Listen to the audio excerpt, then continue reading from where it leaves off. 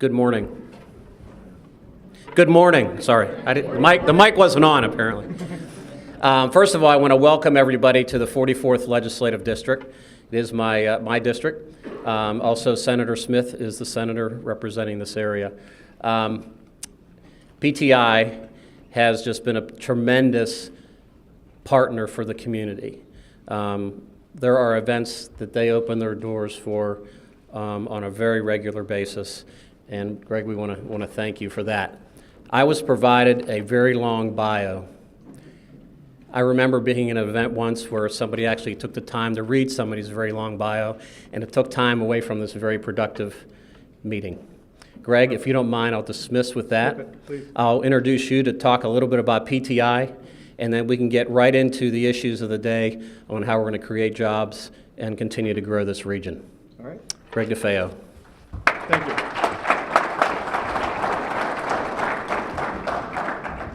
So for a little background, I was born in, no, I'm just kidding. I'm Greg DeFeo, President of PTI. Welcome to our campus. I know many of you have been here before. For some of you, I know it's your first visit here. I'll give you a little background on PTI. We've been around about 70 years. We have about 2,000 students studying everything from nursing to culinary arts to HVAC. And our mission is to prepare students to work as soon as they graduate and to work in professions that are in demand in this region. And never has that been more important than it is today. We've been excited for the last, 7 or 8 years partnering with the oil and gas industry, especially in our programs like HVAC, computer-aided drafting, electronics, IT, some of our business programs where we know you're looking for skilled talent to meet your needs. Some of you have asked for tours of the campus here. I know a few in particular have asked to see our Energy Tech Center, which opened last year. So at the end of the day, we'll provide some tours. Over in our Energy Tech Center, we have a new state-of-the-art welding facility, an HVAC lab, and a very unique Emerson ECI electronics lab that's outfitted with equipment from the oil and gas industry. So our electronics grads, when they graduate, are prepared and used to working on the equipment that they'll be working on for your companies. If you need anything while you're here today, please don't hesitate to ask. That's it. It's my pleasure to introduce Speaker Turzai. Thank you.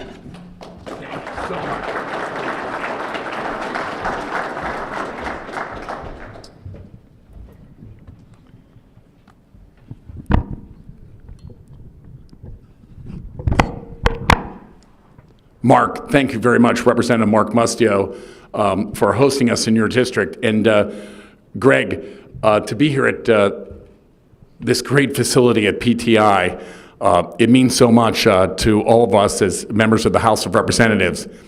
And we're going to talk about the importance of, I think, this conference today. Initially, I would like to introduce my colleagues who will be talking to our panel guests today. And I'd like to just start off welcoming everybody to the Speaker Summit on broadening the Pennsylvania natural gas energy industry. We can grow this economy. We can continue to put family-sustaining jobs on the ground. We can continue to develop our energy independence with the development of natural gas. And I'm convinced that if we expand the usage and the demand of natural gas, we're going to see thousands upon thousands of family-sustaining jobs, not only in Western Pennsylvania, not only in our region, but throughout the Commonwealth. We will be the capital, I think, for the nation in many ways for energy production and energy usage. And I think this is a great kickoff and a great location to start it off, given the education that they are already providing so many young men and women for this industry. Our colleagues today, I'm going to have them each stand, tell you where they're from, and what district they represent. And we'll start here with our good friend, Representative Jim Marshall. Jim, if you wouldn't mind introducing yourself, tell them your district and where you're from. Thanks. Jim Marshall, parts of Beaver County, parts of Butler County. It's the 14th Legislative District.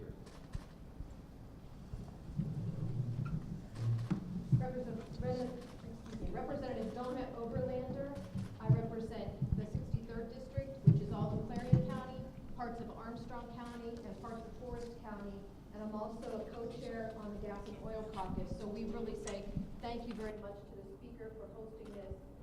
We're really interested in broadening that base and using this resource to the very best of our ability. Thank you for being here. Representative Brad Roy, District Number 6, Crawford County and Erie County. Good morning, Representative Al English, Alameda County. That's along the Route 8, Route 28 corridor. We're proud WVU alumni. We lost by 39 last night. It wasn't that close. Representative J.C. Ortiz, 46th District, Allegheny and Washington County.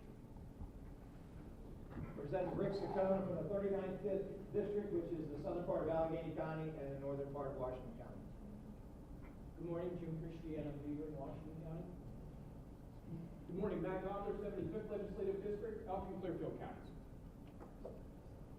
Good morning, Representative Jared Gibbons, representing the 10th Legislative District, parts of Beaver, Lawrence, and Cutler County, and co-chair of the Gas and Oil Caucus, Representative Oberlin.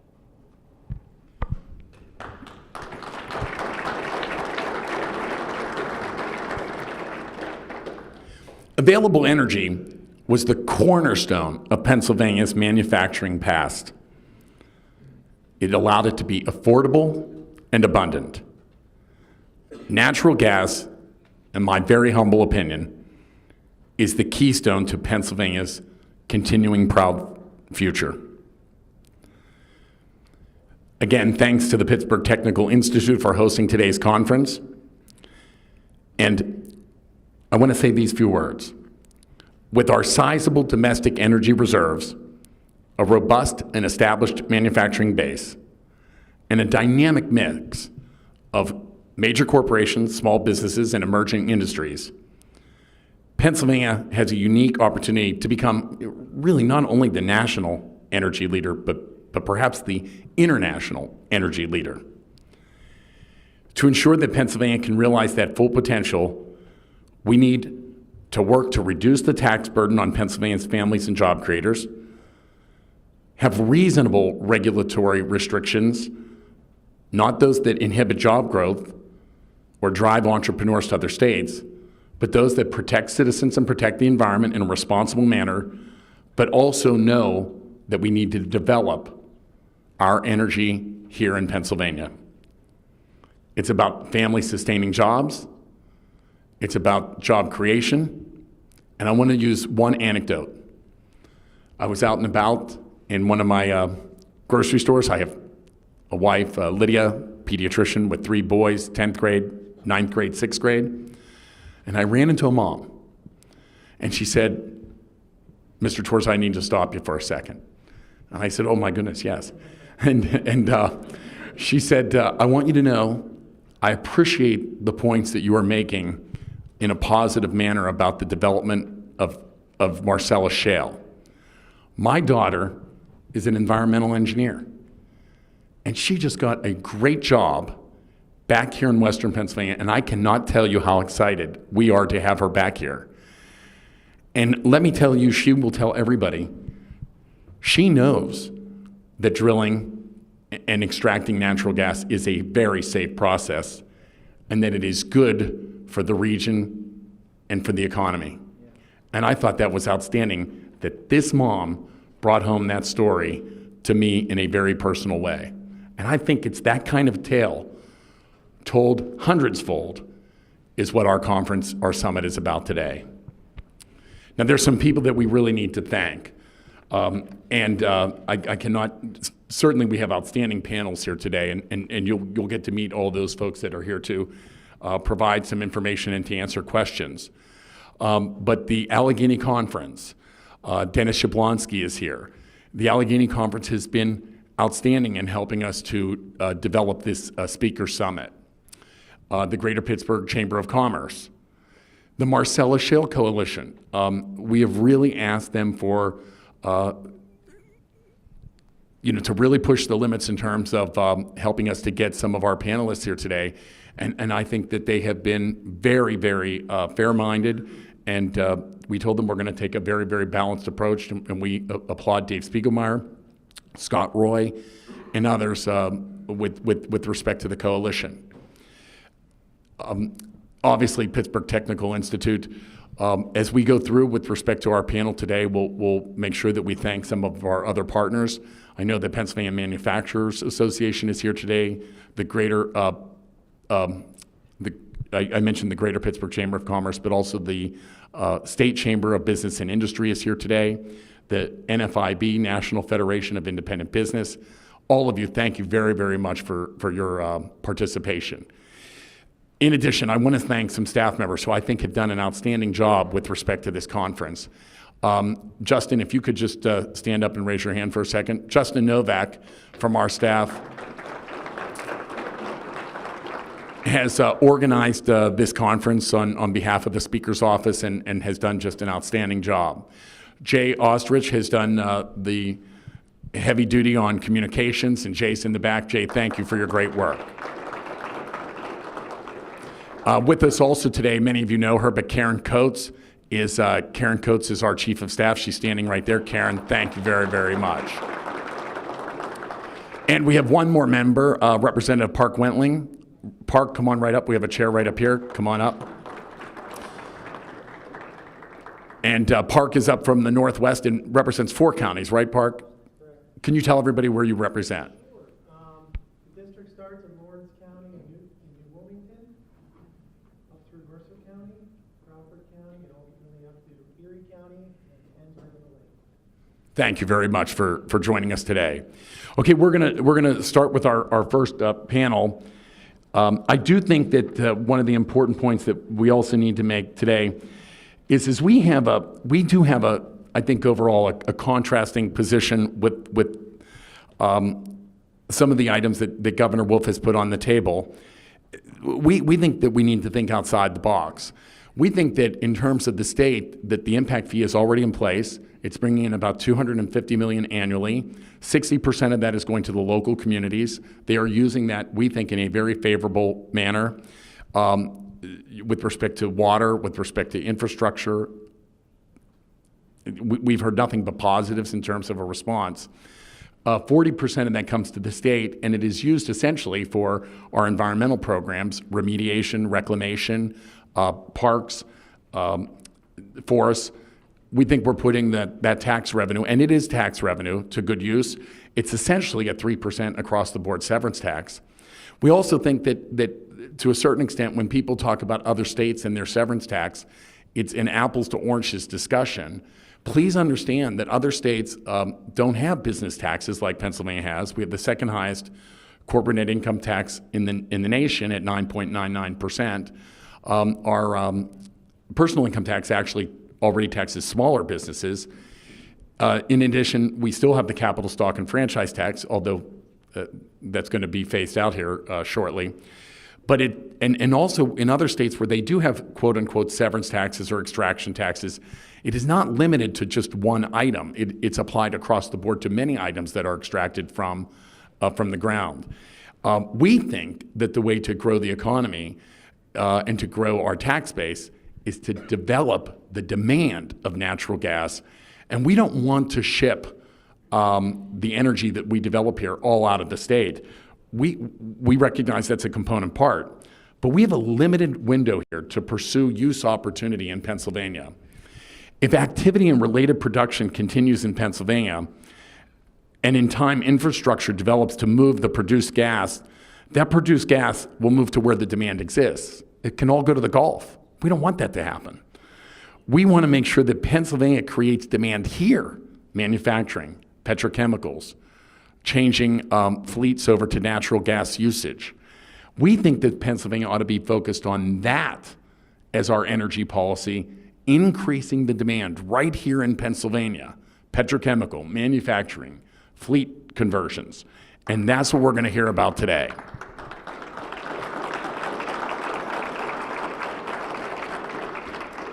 If we recognize and realize this opportunity for Pennsylvania, we will recognize that that opportunity will create more jobs, more revenue, more tax revenue, and more opportunity for all areas of the Commonwealth.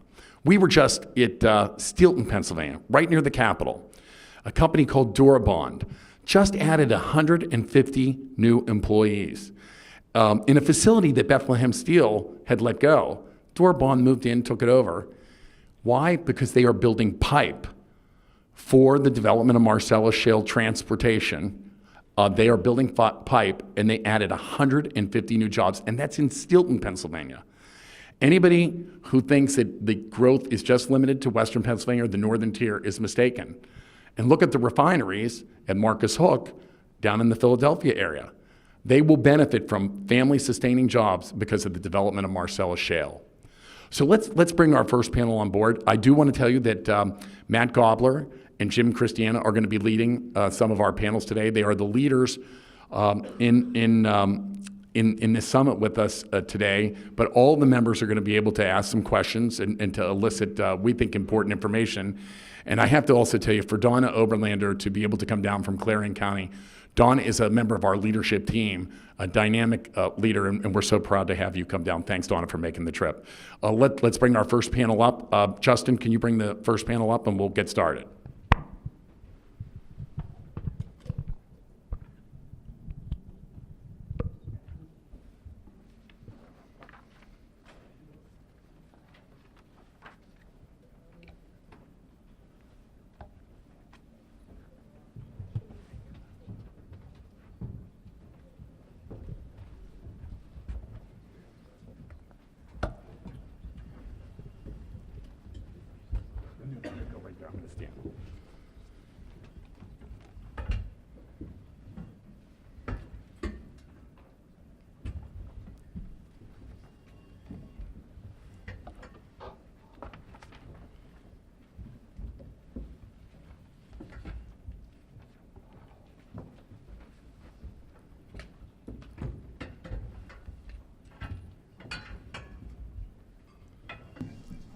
No, nobody has to raise any hands. No oaths are here. But our guests, if you wouldn't mind, I'd like to start with Brett, and we'll just move down. This is our panel that's dealing with natural gas vehicles. I'm going to lead this first panel, and then our second panel will be led by Representative Christiana, and our third panel will be led by Representative Matt Gobler. At this time, I'd like our panelists to introduce themselves, and we'll begin taking questions, and your presentations and then questions. Hi, good morning. I'm Brett Berry. I'm with Clean Energy Fuels. I'm a senior public policy advisor for the company. Our primary business is building natural gas refueling stations for vehicles. Good morning. I'm Jeff Clark. I'm the General Counsel and Director of Regulatory Affairs for NGV America, which is a trade association representing companies throughout the U.S. Good morning. My name is Kevin Collins. I'm Vice President of Business Development for CP Industries. We're located in McKeesport, Pennsylvania, and we're a prime example of what the speaker was talking about. We're a manufacturer of containers that contain CNG as well as industrial gases, and the shale gas is very, very important to us. Hi, I'm Nick DeAndre, Director of Public Affairs for UPS. I handle our alternative fuel strategy across the country. Good morning. I'm Matthew Foreman, Senior Manager for External Affairs at FCA US, formerly the Chrysler Group. I cover environmental and energy issues for the company. Good morning. Chuck Haff, Manager Projects and Productivity for a ground transportation company in Western Pennsylvania. And the division I'm with is Vet Taxi or Vet Trans. And I'm specifically involved in taking a model we use here in Western Pennsylvania and going national with it. Thank you, panelists. I'd like to start off with Jeff Clark for your remarks, if you don't mind. And please go right ahead. The floor is yours. Sure. Thank you very much. A little bit about our organization. NGV America is a national trade association dedicated to creating profitable, sustainable, and growing markets for compressed natural gas and liquefied natural gas vehicles. We represent manufacturers of vehicles, fueling stations, components for natural gas vehicles, production companies, as well as large fleets and state and local government. I'm pleased to be here to speak about natural gas vehicles and state policies that can advance the market for NGVs. One of my day-to-day responsibilities is being the staff director for our state government advocacy committee. In that role, I spend a lot of time researching and analyzing state policies. So some facts and figures on our industry before I get into state policies. Today, in 2014, we sold about 18,000 NGVs. Natural gas fuel consumption in the U.S. was about 550 million gallon equivalents of gasoline. We estimate today that there are about 150,000 NGVs in operation in the U.S. out of a total of 200 million vehicles. The surprising thing is that while we're number one in the world in natural gas production, we're about 15th in the world in NGV use. That means we have a long way to go. Successes for our industry of recent include the continued growth in refuse trucks and transit buses, where we continue to get increasing market share. The introduction of Class 7 and 8 trucks in the past 2 years has been a big development. Today, there are about 1,600 natural gas stations in operation and 200 more in the planning stages. And finally, we continue to see expanding options in the light-duty sector from aftermarket companies and light-duty OEMs. And we have perhaps the largest selection of heavy-duty vehicles here in the U.S. anywhere. The public policy benefits of NGVs. I don't want to spend a lot of time talking about this, so I'll just list a few of the many reasons why we want to advance the market for NGVs. Petroleum displacement. It's fuel diversity. Economic savings for fleets and businesses and consumers. Improved balance of trade. Environmental benefits. And of course, job growth, the subject of this meeting today.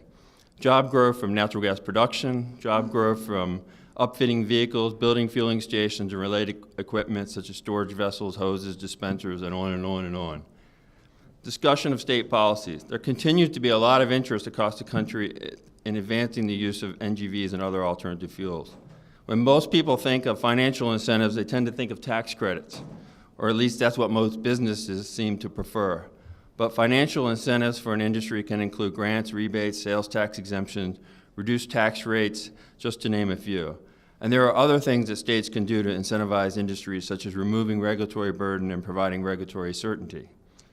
Some facts and figures on what states are doing. 10 states across the country provide tax credits that benefit purchasers of NGVs by reducing the cost of those vehicles. 6 states provide tax credits that incentivize fueling infrastructure investments. 16 states have grant programs that go toward the cost of an NGV. 17 states have motor fuel taxes that provide lower or preferential rates for natural gas. In the past several years, noteworthy examples of major incentive bills enacted include those by Colorado, Florida, Georgia, Indiana, Ohio, Pennsylvania, and Texas. States with longer-standing programs include California, Louisiana, New York, and Oklahoma. And this year, we've seen 16 different states introduce bills that would incentivize infrastructure and natural gas vehicle purchases. So I'm going to switch to what are some of the ways that states can limit the cost of alternative fuel incentives or enhance the effectiveness of these programs from our vantage, looking across the country. Most states will tie the incentive to the incremental cost or a percentage of the incremental cost of the vehicle. A lot of states will establish dollar limits on the different weight classes of vehicles. Some will target the incentive to high fuel use fleets, so you're getting the biggest bang for your buck. Some will establish an application process for tax credits and award the incentives on a first-come, first basis so that they limit the overall amount of expenditures. Many will cap the total amount of funds available per year or over several years. Some will restrict the number of credits available to individual businesses or consumers so that they're spreading the incentive around to different businesses. And then later in the year, if the program is not oversubscribed, they'll open it up to the same businesses. And of course, grant programs in many cases can be funded with federal funds, such as the Congestion Mitigation Air Quality Program.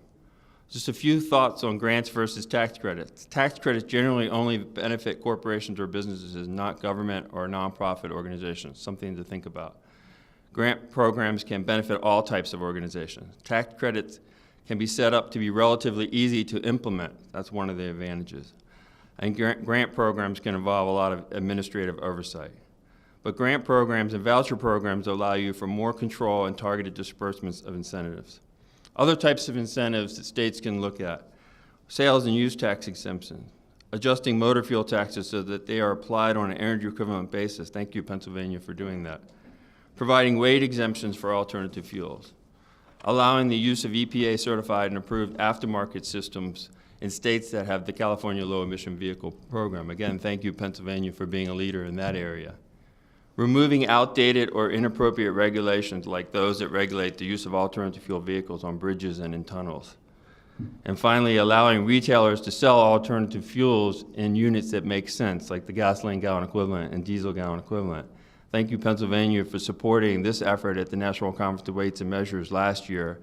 And we are hoping that Pennsylvania again will be a supporter this year when the National Conference comes to Philadelphia in July. That concludes my remarks, and thank you again for the opportunity to appear here.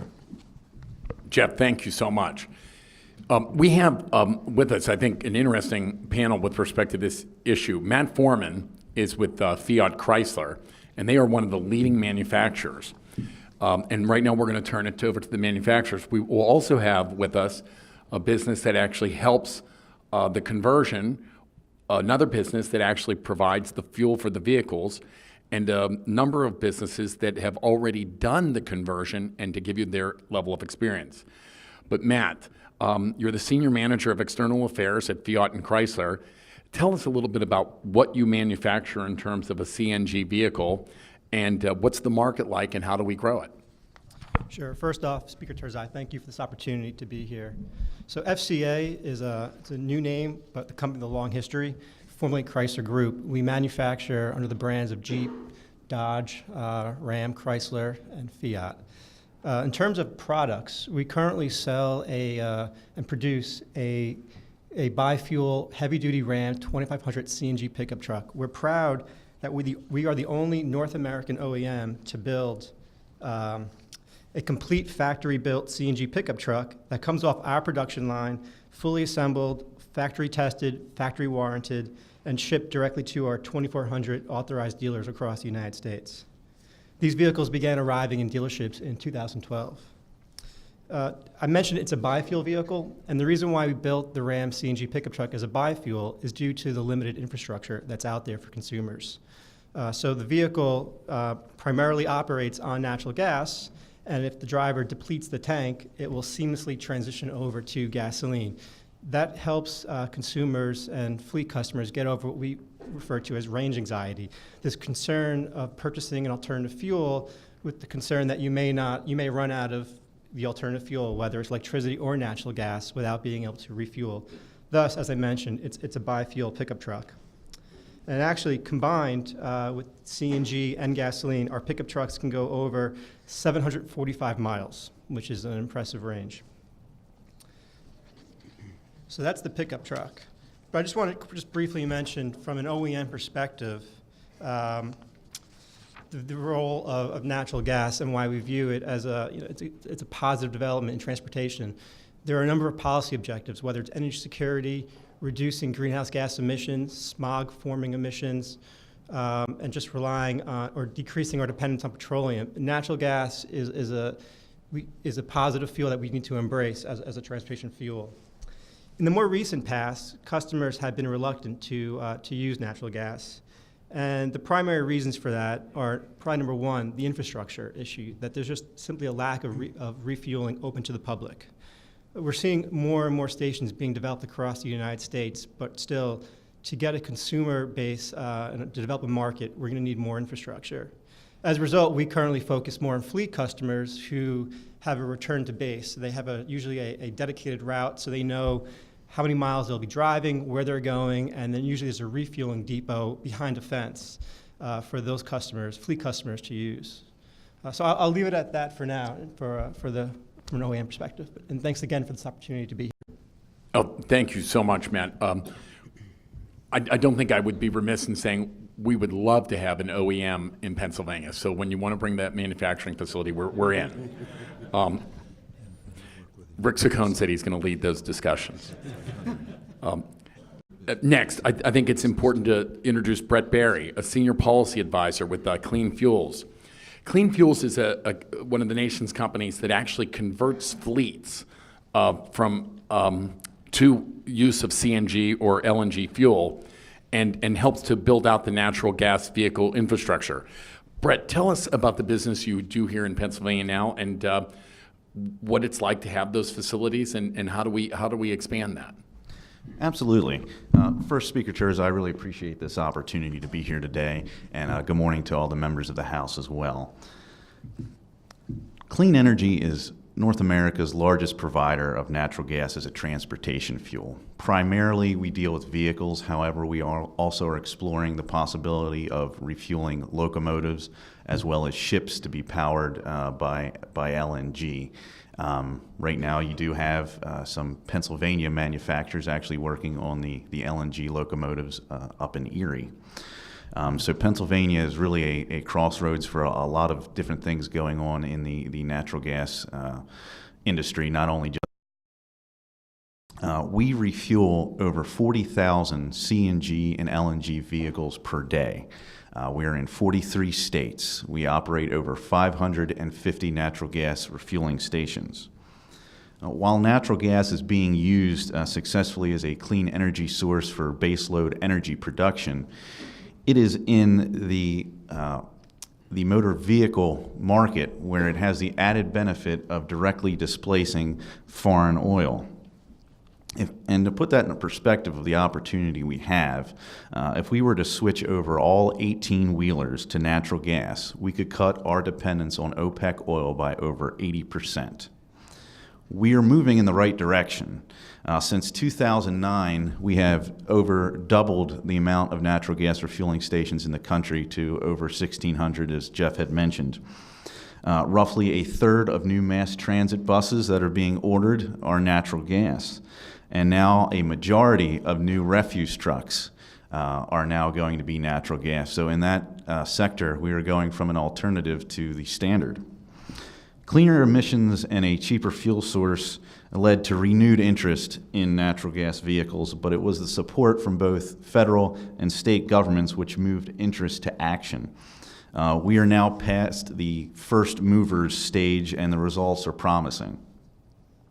Large corporations have largely been responsible for the majority of the growth in the NGV adoption, given their access to capital, which has led to the building of a backbone network of stations. Now the mission is to bring this fuel source to small businesses so we can grow that backbone network into a well-developed refueling infrastructure.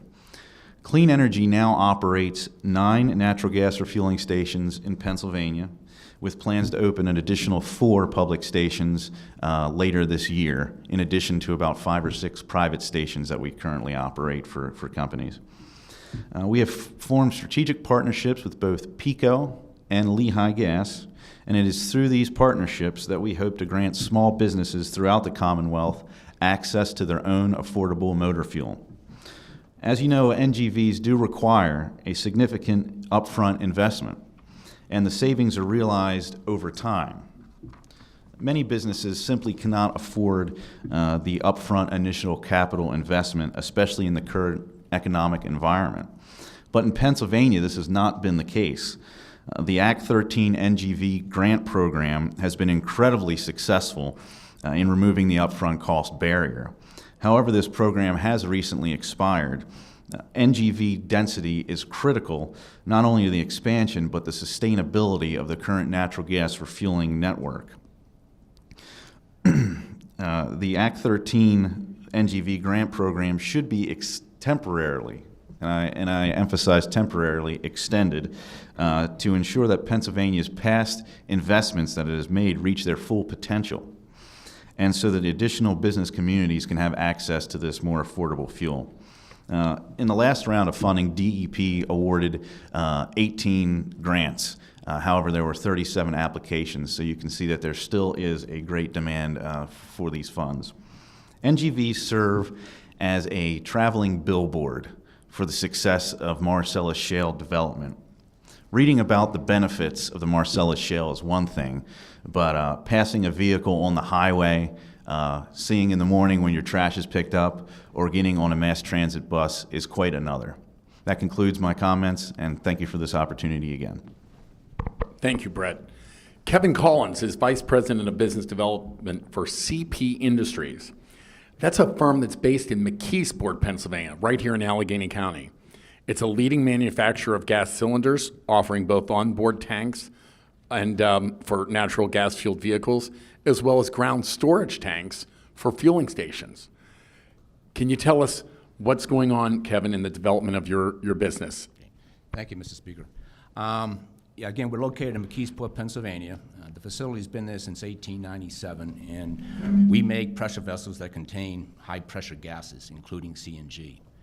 In the past and now, we provide air flasks to the U.S. Navy. We've provided pressure vessels to KSC, Kennedy Space Center. We supply all the industrial gas producers, such as Air Products, BOC, Liquid Air. We've been involved with the natural gas business since the 1960s. We've exported product for the NGV industry in New Zealand, and also starting in the late 90s and early 2000s, we were instrumental in starting the infrastructure in China, People's Republic of China. The shale gas is a game changer for CP Industries in terms of job sustainability and also growth. What we do is we supply the NGV stations. A lot of the clean energy stations contain our ground storage that hold the natural gas in storage. We're also now making, we're historically a steel manufacturer, but we're now making composite vessels for onboard the vehicles, such as the Chryslers. Also part of this natural gas phenomenon is what they call the virtual pipeline. Industries that have been powering their companies with diesel or coal are now turning to natural gas. Some of these places aren't served by pipelines, so tube trailers are used to transport the natural gas to those locations, and that has created a great opportunity for CP Industries as well. So shale gas and all this involvement by you folks in trying to help companies such as us to take part in this shale gas is very, very important. I also want to stress this P3 program that is looking to turn 37 transit authorities in Pennsylvania to natural gas. I can't stress how important that is to a small company like CP Industries. Okay. Thank you, Mr. Speaker. Kevin, outstanding points. We have here two folks that have in fact converted to natural gas fleets, representing their organizations. We'll start with Chuck Half. He's manager of projects and productivity with VE Taxi, and it's a local Pittsburgh firm operating an all-natural gas fleet of taxis and other transportation vehicles. It is focused on U.S. service veterans as drivers, and it's a really an outstanding small business. Chuck, thank you. Thank you, Speaker Turzai. And I want to thank all of you for sitting in the audience and being very quiet and calm, because very often we are in the ground transportation business, and the words taxis and limousines seem to be disruptive these days. And if you go around a Public Utilities Commission meeting, not on the gas side, but on the transportation side, it's confusing. So this is a pleasure. As the speaker said, let me go back a little bit. Star Transportation Group is the parent company, family-run business, 180 vehicles, been around 30 years. The American Disabilities Act is 25 years old this year. One of the initiatives that the president of Star Transportation Group, Bob DeLucia, wanted to look at is what's happening in America, sort of a little bit like the clean energy logic, that there's this dependency on foreign oil. So why don't we look at a concept in the ground transportation business that says, let's have everything U.S. made and U.S. jobs produced.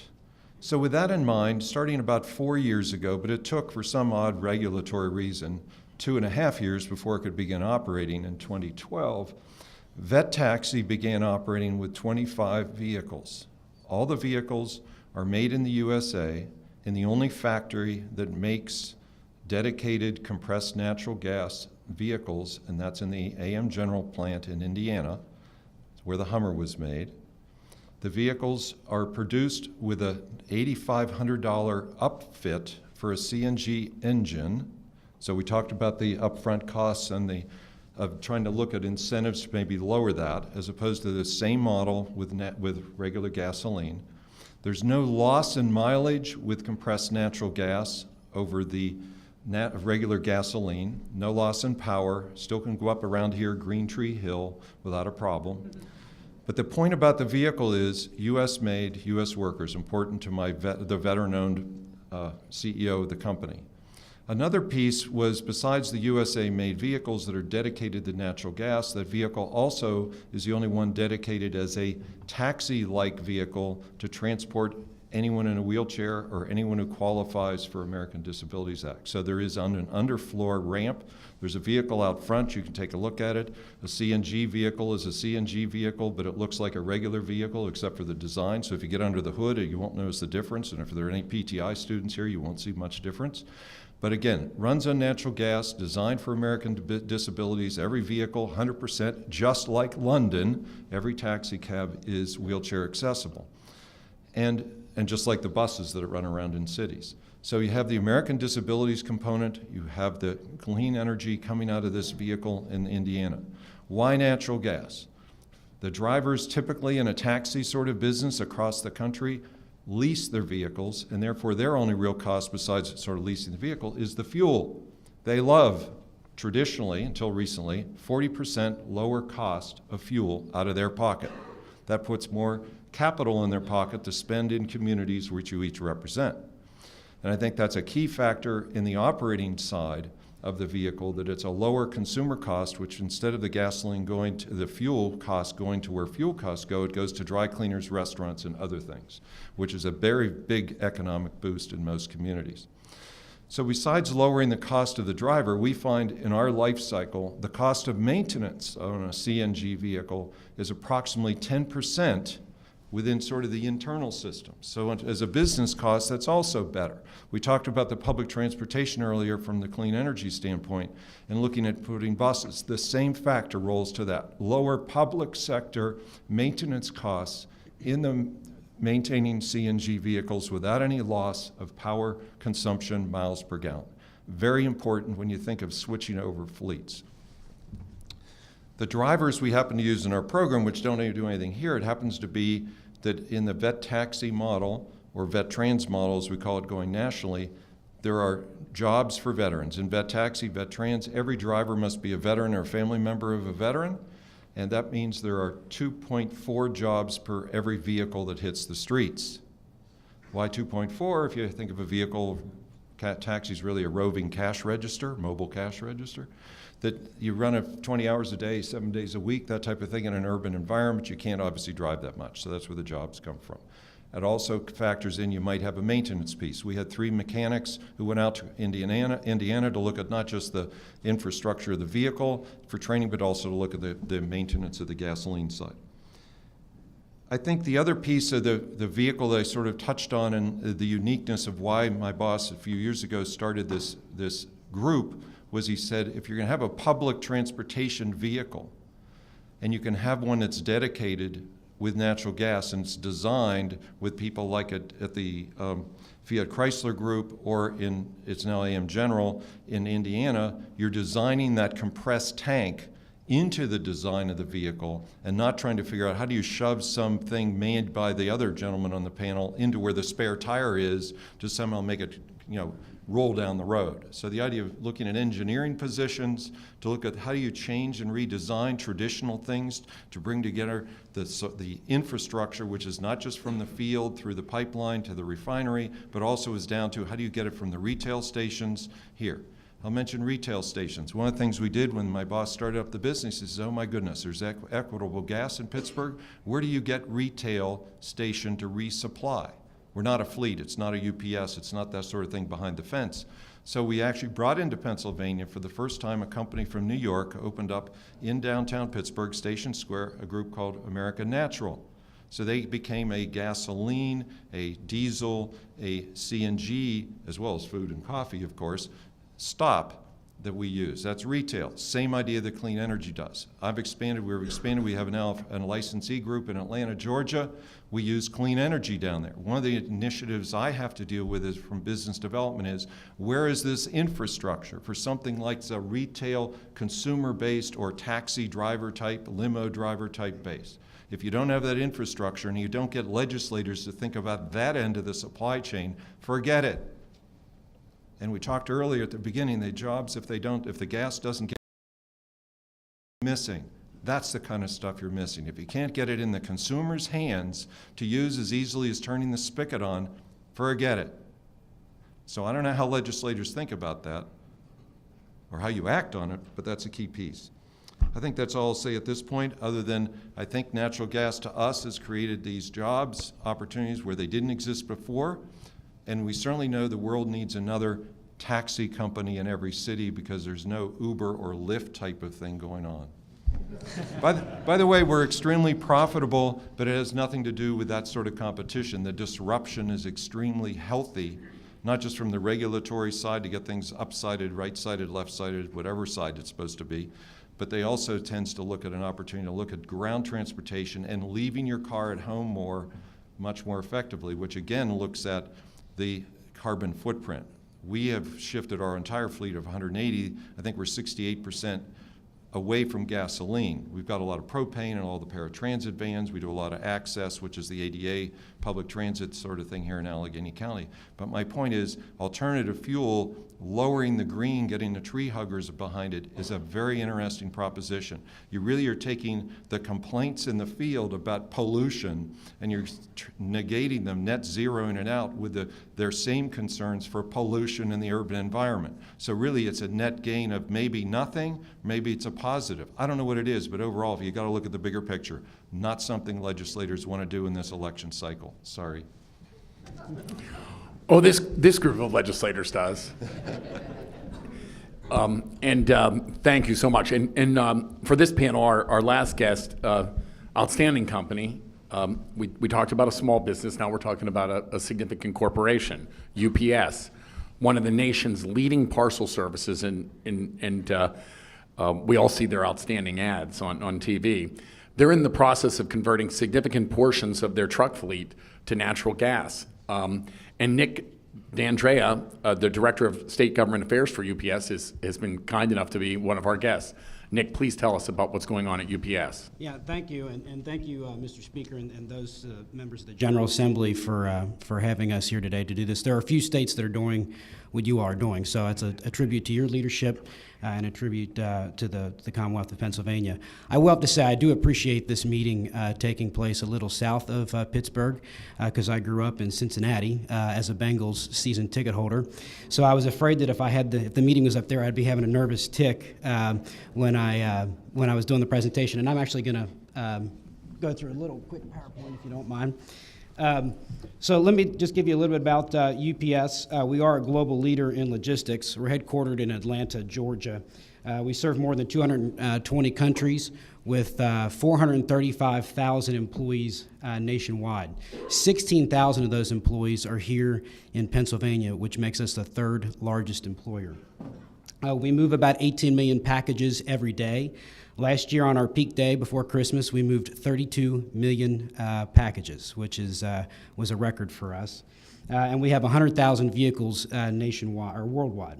I always like to put this in there because I think this usually goes unnoted because UPS is not a company that likes to toot their horn, but we do have a $102 million investment in communities as well as 1.8 million hours of service. Let me show you just a little bit about our statistics. For 2013, we traveled 2.3 billion miles, billion with a B, and we used 324 million gallons of diesel. So you can imagine what that means and why natural gas is so important to our network given the price differential. In Pennsylvania, we traveled 70 million miles of diesel, and the 7 million miles of liquefied natural gas is actually an estimate. Last year we weren't able to capture all the actual miles, but it's roughly 7 million. So I like to say that because I like to say we're an engineering company that just happens to own trucks, right? So everything we do means a reduction in our operation costs. So for example, you all have probably heard the thing that UPS doesn't make left-hand turns. It's true. If we can eliminate a left-hand turn, it saves us miles on the road. For every 1 mile we take off the road, it's $50 million in savings to us. That's how big the incremental cost is. So that's why, once again, natural gas is such an important investment. So with that said, across the world, we have 4,518 alternative fuel vehicles. I like to say that we're actually a rolling laboratory, right? So compressed natural gas, propane, and liquefied natural gas are probably our biggest fleet types, but we also do hydrogen, electric hybrids, and different sorts of alternative fuels as well.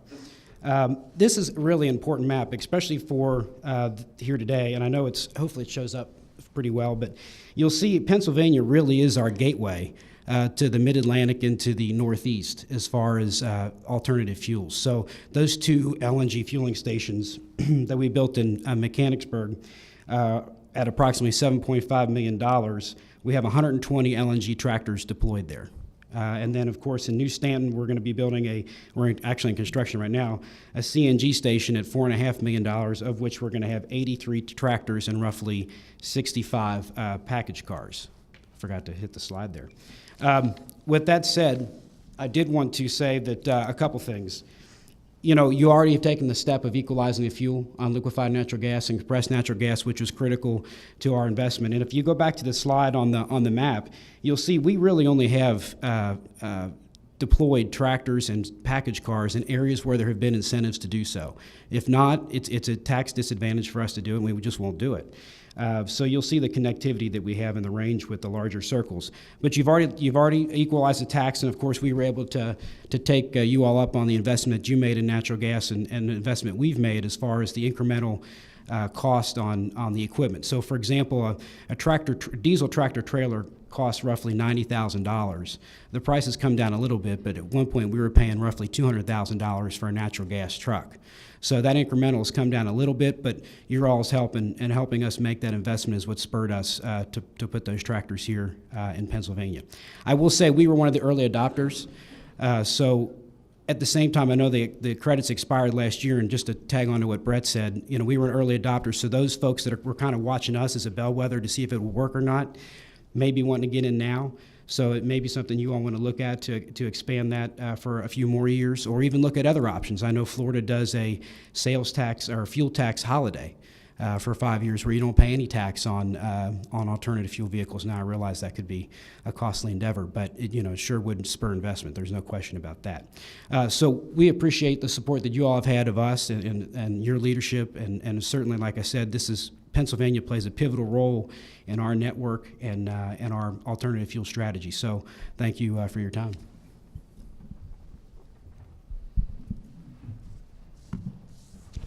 Nick, thank you so much. For many of you, Mechanicsburg is in Cumberland County in the central part of the state. New Stanton, where their new facility is to be located, is in Westmoreland County, here in the western part of the state. Significant investment, very appreciative. Let me turn it over to our legislators for questions of our panel. That was outstanding presentations. And if I might, let me just turn it over. Representative Oberlander, would you like to ask the first question? I'm happy to ask a question, Speaker.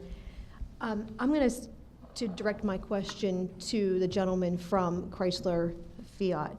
You had mentioned that you are now commercially manufacturing a truck, and you said 750 miles per tank. I'm sorry, we missed that.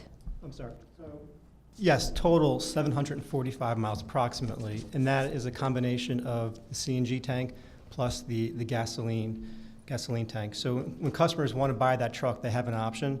It's an 18.2 gasoline gallon equivalent CNG tank, which is roughly about 275 miles. And then they have the option of either an 8-gallon gasoline tank or a 35-gallon gasoline tank. The 35-gallon gasoline tank, which is your standard tank for that truck, that's what provides you the mileage up to 745 miles. That's terrific. Kind of in that same vein, is there a rule of thumb for customers to make the decision to go with that type of a vehicle versus the traditional? Yeah, so when a customer comes in to look at a vehicle, whether it's a fleet or just a consumer like any of us here, there are a number of factors that go into purchasing a vehicle, whether it's performance, utility, safety, and fuel. Fuel is a factor that goes into that consideration. And for the fuel, it comes down to cost, operating costs. I mean, currently we're experiencing low gasoline prices. Notwithstanding that, probably expectation that gasoline prices may rise again. But if you look at natural gas, the price has essentially decoupled from petroleum. And the expectation is that it's going to remain low and stable compared to the volatility we see in the gasoline market. So as a fleet customer, you can go in and purchase a vehicle and have a good sense of what your operating costs are going to be year over year, knowing that the price of natural gas will not fluctuate as much. So it really comes down to that cost is a big factor. Thank you. Thank you very much. Thank you, Representative Oberlander. Representative Gobler. Thank you very much, and thank you for the great testimony. Kind of on the vein of the consumer. My question, I guess, is kind of both to Mr. Foreman and Mr. Half, because Mr. Half, you had talked about how just to get the vehicle with the natural gas, it's an $8,500 upgrade.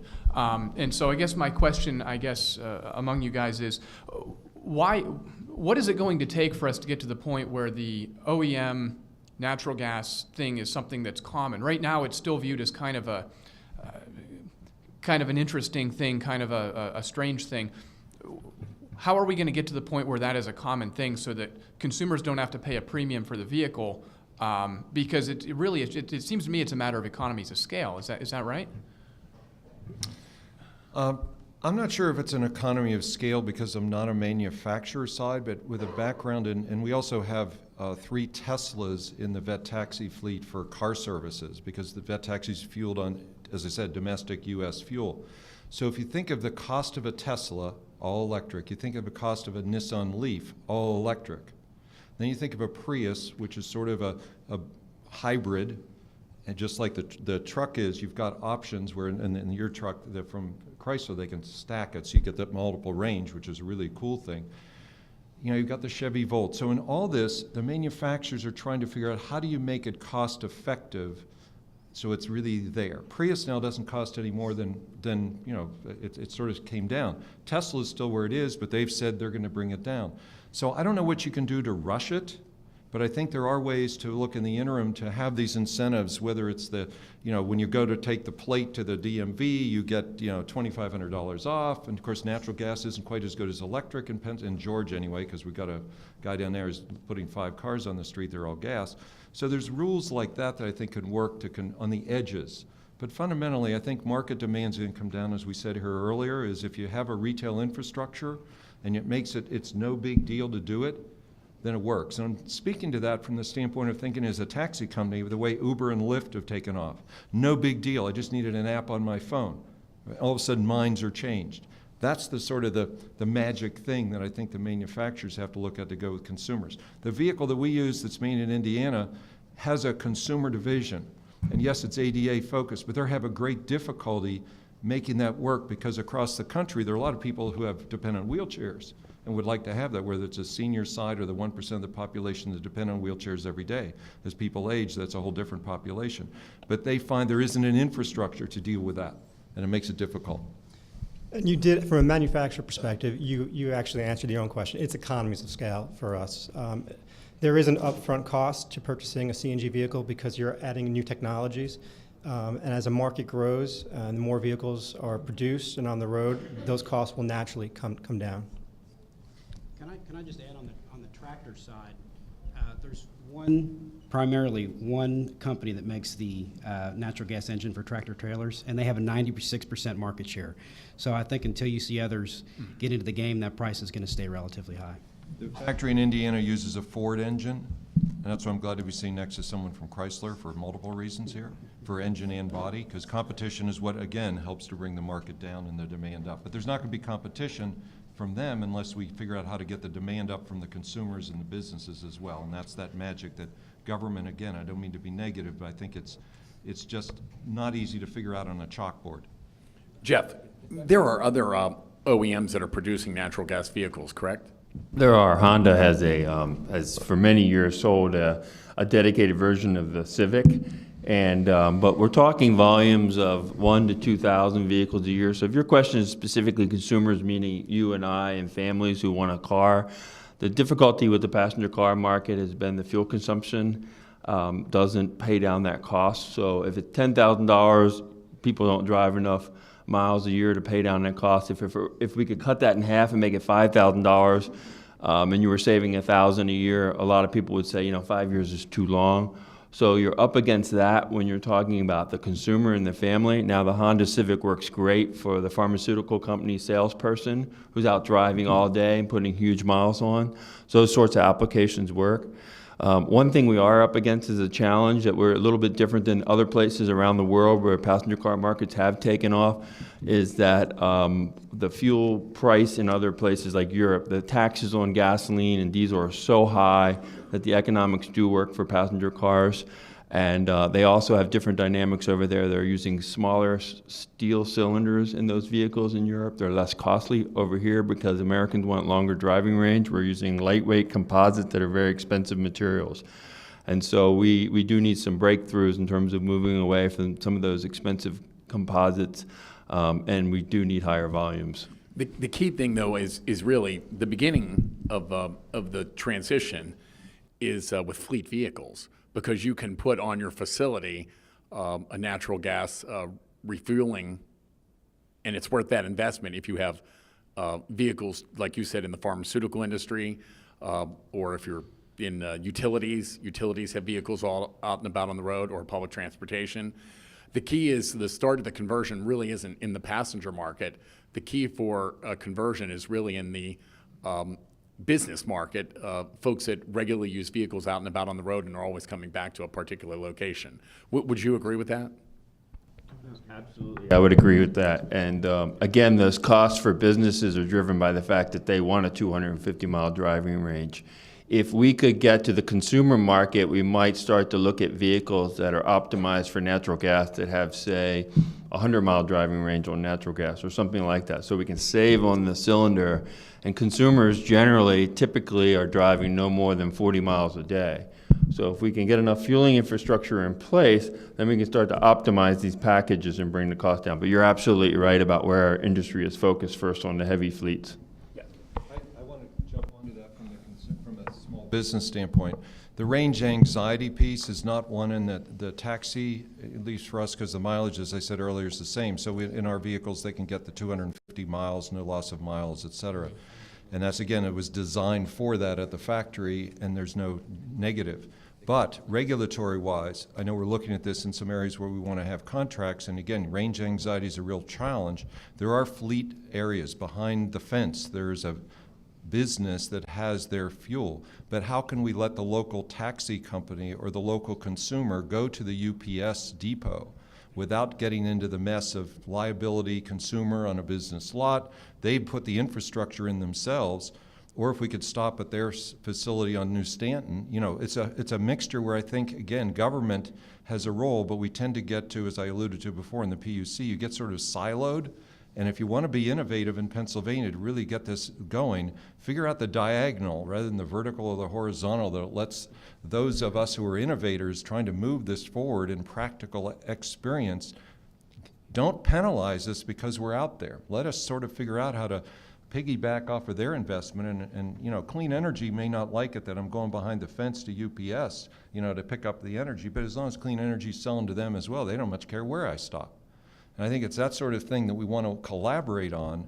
And, you know, I think you get that sense. There's all these things connect as we're up here on the panel. Thank you. At this time, I'd like to turn it over to Representative Christiana for a question, and then we'll move to our next panel. Chuck, you said the magic word collaboration, and I was going to say, Nick, I don't expect you to open your fueling stations to, you know, FedEx, but a small business like Chuck's, what is standing in the way from allowing the collaboration between big business that is making this, and then also allowing small business to get on board? First off, I'm wearing a purple tie, which I looked down this morning. I was like, oh boy, I'm wearing FedEx colors now. I'm just kidding. No, they're great. They're great company too. But I will tell you that we do actually have some fueling stations that we do allow outside partners to use, and it's outside the fence. Eventually, we may go that route. There is a lot of liability in that regard. So I think until we can, you know, ease those restrictions and kind of make it safe, you know, it's safe for us, but for outsiders, you can't really control sometimes. So until we can make that happen, that's kind of where we are. But I do think in the future you'll see us, you know, have shared stations. Absolutely. And I think it's those areas where I think we could help ease the burden. That's a really responsible way for government to to help this happen without throwing money at it. But one follow-up question that always comes back to this chicken and the egg. Maybe someone comment on if we're going to make a decision, Jeff, about where to prioritize our time and our efforts. Is it in fueling stations? Is it in government fleet? Is it really pushing patent SEPTA to change over? I mean, how can we help in the quickest amount of time? Jeff, if you could answer that last question, and then we're going to go to our next panel.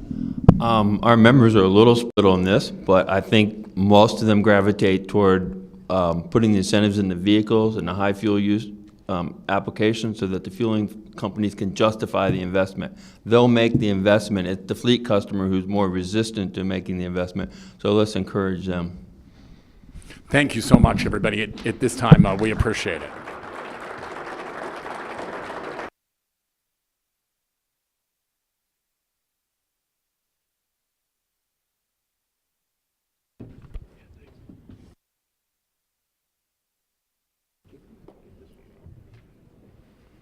At this time, we're moving to our second panel, Small Businesses and Local Impacts. And in fact, this one is going to be led by my colleague, Representative Matt Gobler of Clearfield and Elk County. Matt, please come on up. And Matt, I'll turn it over to you. Thank you very much. Thank you, Mr. Speaker. Appreciate it. I'd like to invite our panelists for panel 2 to come on forward. And I'm very excited to have the opportunity to be your facilitator for this panel discussion.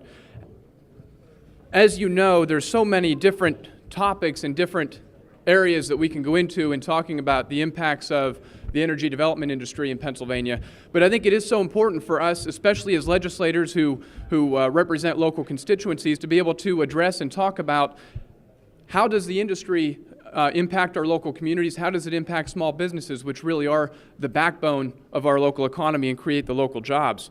And I wanted to share with you the experience that I've had. I was first elected in 2008, and a lot of the conversation in the community sometimes starts along the lines of, well, if I don't know somebody who's wearing steel-toed boots and working on a drilling rig, then this industry isn't affecting me. It's leaving me behind. That's kind of a mindset that I think has unfortunately been somewhat misguided. When we look and we actually see that you dig into the facts and you realize that there are a ton of positive impacts that are happening all over our economy, all over our community. And we've got a few small business owners and industry leaders that are with us on this panel. I'd like to ask you to start here, right here, and just introduce yourselves briefly, and then we'll get going with the panel discussion. Hi, thank you so much for putting this together. State Representative Turzai, Speaker of the House, thank you. And I see a lot of state representatives here that have helped us along the way. Thank you, Representative Christiani and others. Weavertown Environmental Group, I'm President and CEO, family-owned business right here in Washington County, born and raised, 1981, the company was founded. And we have had substantial growth. And we moved to Allegheny County in 2005. And then we moved into Williamsport in 2010. And then we acquired a 125-acre site in Beaver County just last year. So a lot of that is around Marcellus, and I think that's why I've been asked to speak today. And we're an emergency spill responder, 200-employee company. My name is Paul Batista with Sunnyside Supply. Thank you, all of you, for being here to listen to the stories and how great this industry is as we feel about it. And thank you, Speaker Turzai, for having us. Our company was started 34 years ago. My wife and I started it, and we were trying to supply products to the manufacturing industry and to the steel mills, and that was about like 1980.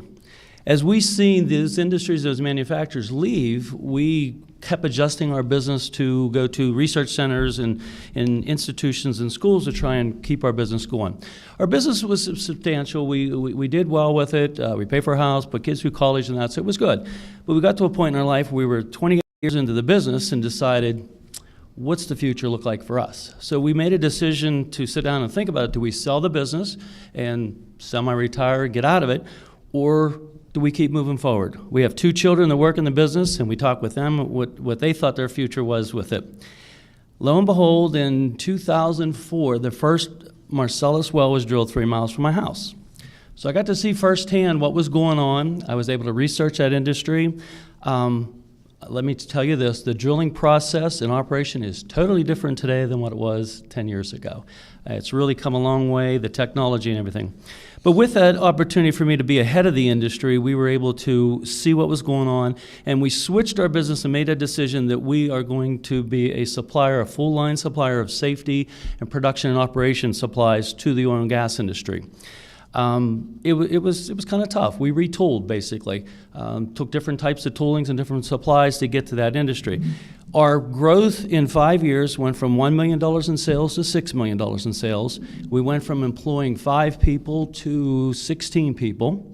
And in that 5-year period, here's the most interesting thing. We talk about family-sustaining jobs. Our average salary grew 60%. We had a good business base to pull from, economy of scales, but we also had an industry out there that was willing to pay more money, and we were losing employees. So we had to come up to that standard. So when we talk about family-sustaining jobs in that, that's what this industry brings to us. One last thing. I think I'm here today not to talk so much about our past, but we're at a crossroads. We need to talk about the future, and I'm glad we're talking about manufacturing, because really the catalyst that we have here is energy. We can compete with China now. Okay, we can bring jobs back home. And this energy is, just like that flag, red, white, and blue. Thank you. Thanks, Paul. I'm Mark Caskey. I'm the president and founder of Steel Nation Steel Buildings. We also are a Washington County company near Route 19 out near the Meadows Casino. We were founded, I founded the company, really built the first gas processing and compressor station in Washington County back in 2005.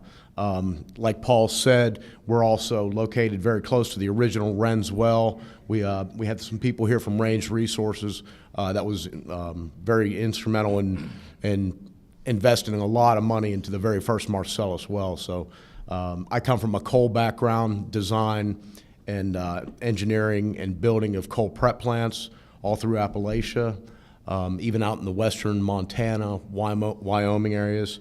As soon as I found out about the Marcellus shale and shale gas in general, we jumped on that bandwagon very fast. To now, about 95% of our work is strictly compression, gas processing, transmission stations in the Marcellus, Utica, but then into Texas, Colorado as well. Probably 90% of our work is strictly Marcellus and Utica related, within about all through Pennsylvania, West Virginia, and into Ohio for sure. Our clients include Mark West, Williams, Access Midstream, Chesapeake, DTE, Southwest Energy, EQT, Blue Racer, Vantage Energy, Exterran, Valaris, Cayman, Columbia, Dominion, and Transco, and there's other smaller operators that I'm forgetting at this point. I too want to talk about the future. I also serve, I was just appointed by the previous speaker, Sam Smith, to the DEP Citizens Advisory Council, and we actually have a meeting on Act 54 coal legislation out in Coal Center, Pennsylvania, later on this afternoon. So I was just appointed in January, so I get to go behind the scenes a little bit and to see how Pennsylvania government works. And it's very new to me, and you know, as I learned some of these things, I was talking to someone out in the hall, and it was almost related to it. You know, every 4 years there's an election cycle, and it's so important for the table here and speaker. Actually, it's for 2 years for you guys. So I'm sorry. On the governorship side, as we know, we have a new governor, and I hope we get into some of the future of what the governor is putting on the table. But it's just amazing to private industry that every 4 years you have to change, shift gears, you know, make lefts and rights and all these things. So I hope I can bring some perspective to that. And Speaker, thank you for having me. Thank you. Hi, my name is Frank Pushkarich. Is this working? Yeah, there you go. I'm the owner of a little restaurant concept called Hogfather's Old Fashioned Barbecue. I'm very excited to be here today, and I appreciate the opportunity to talk about it. I think I was asked because I like to share, you know, just a kind of all-American kind of success story that I've had, my wife and I. I was in the restaurant business for a long time. Started out in the coal mine, so I know what this market has seen as far as where it's gone from steel, coal, all that going away, and now we have this great opportunity to, grow our families with natural gas. Lot of history in the restaurant business. Was tired of making money for everybody else, so I opened a little concept in May of 2007 over in Little Washington, PA, on Jefferson Avenue. A modest little deal. We opened about $10,000 a week, about 15 employees, and last year I finished the year out at $4.5 million in sales with approximately 75 to 80 people on staff. I currently service probably every large gas producer in the tri-state area. I'm in Ohio, I'm in West Virginia, I've dabbled a little bit in New York, which, we all know where that went. I really kind of look back and say it's just been a great ride. Like a few of these panelists have said too, I think what we really have to get a handle on is where are we going in 2015. Being a service company, I got that phone call in January going, there's been some budget cuts, and we're asking all of our service suppliers to readdress their pricing structure. Well, I bill probably $35,000 a week. That's billing.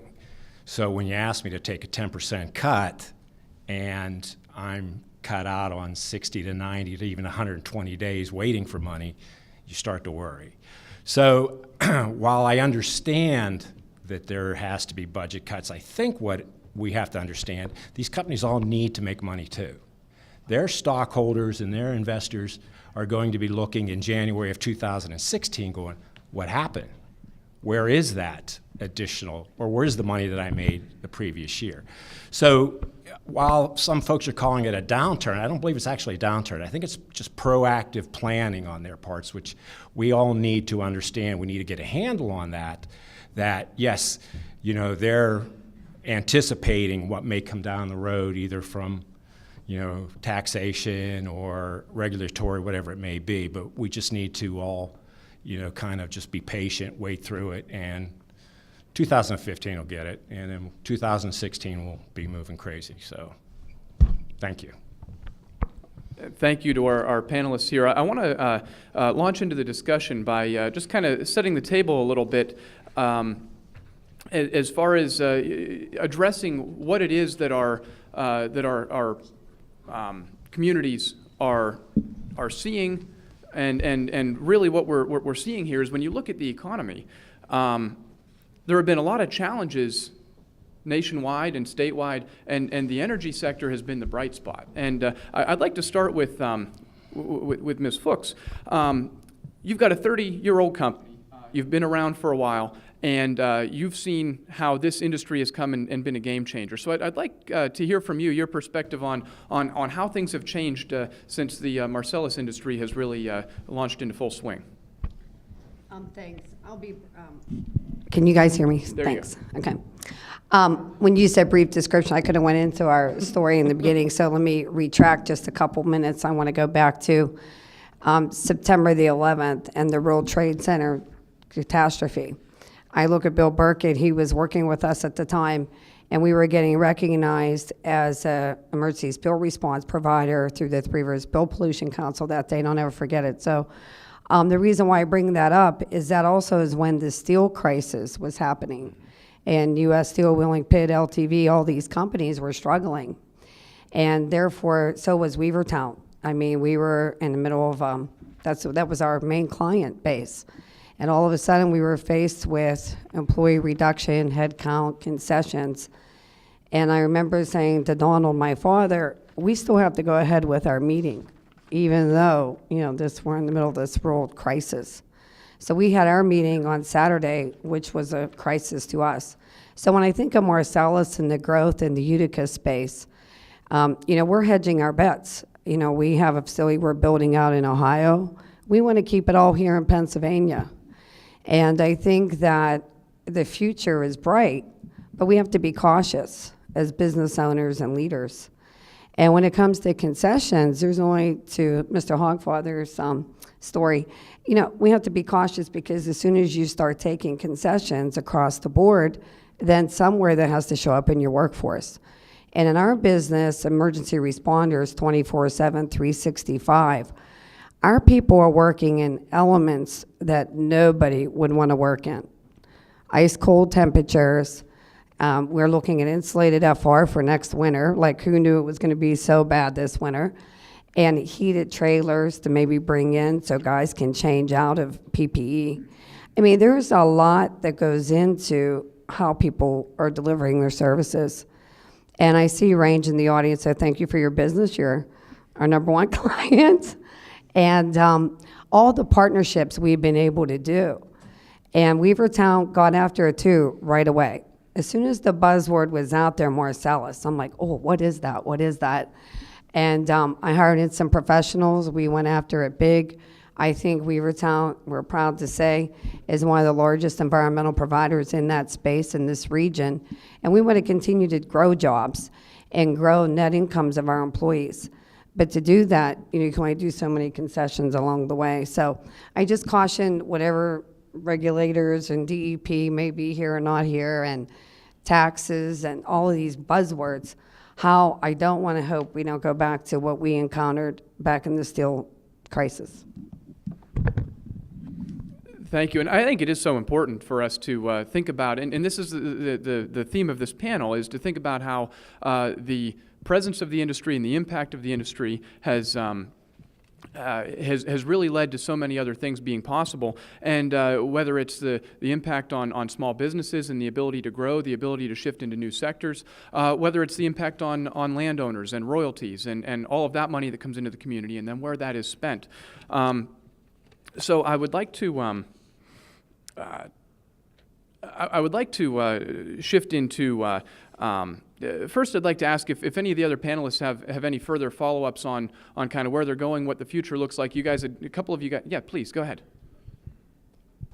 One of the things that we're concerned with as an industry is, yes, the severance tax.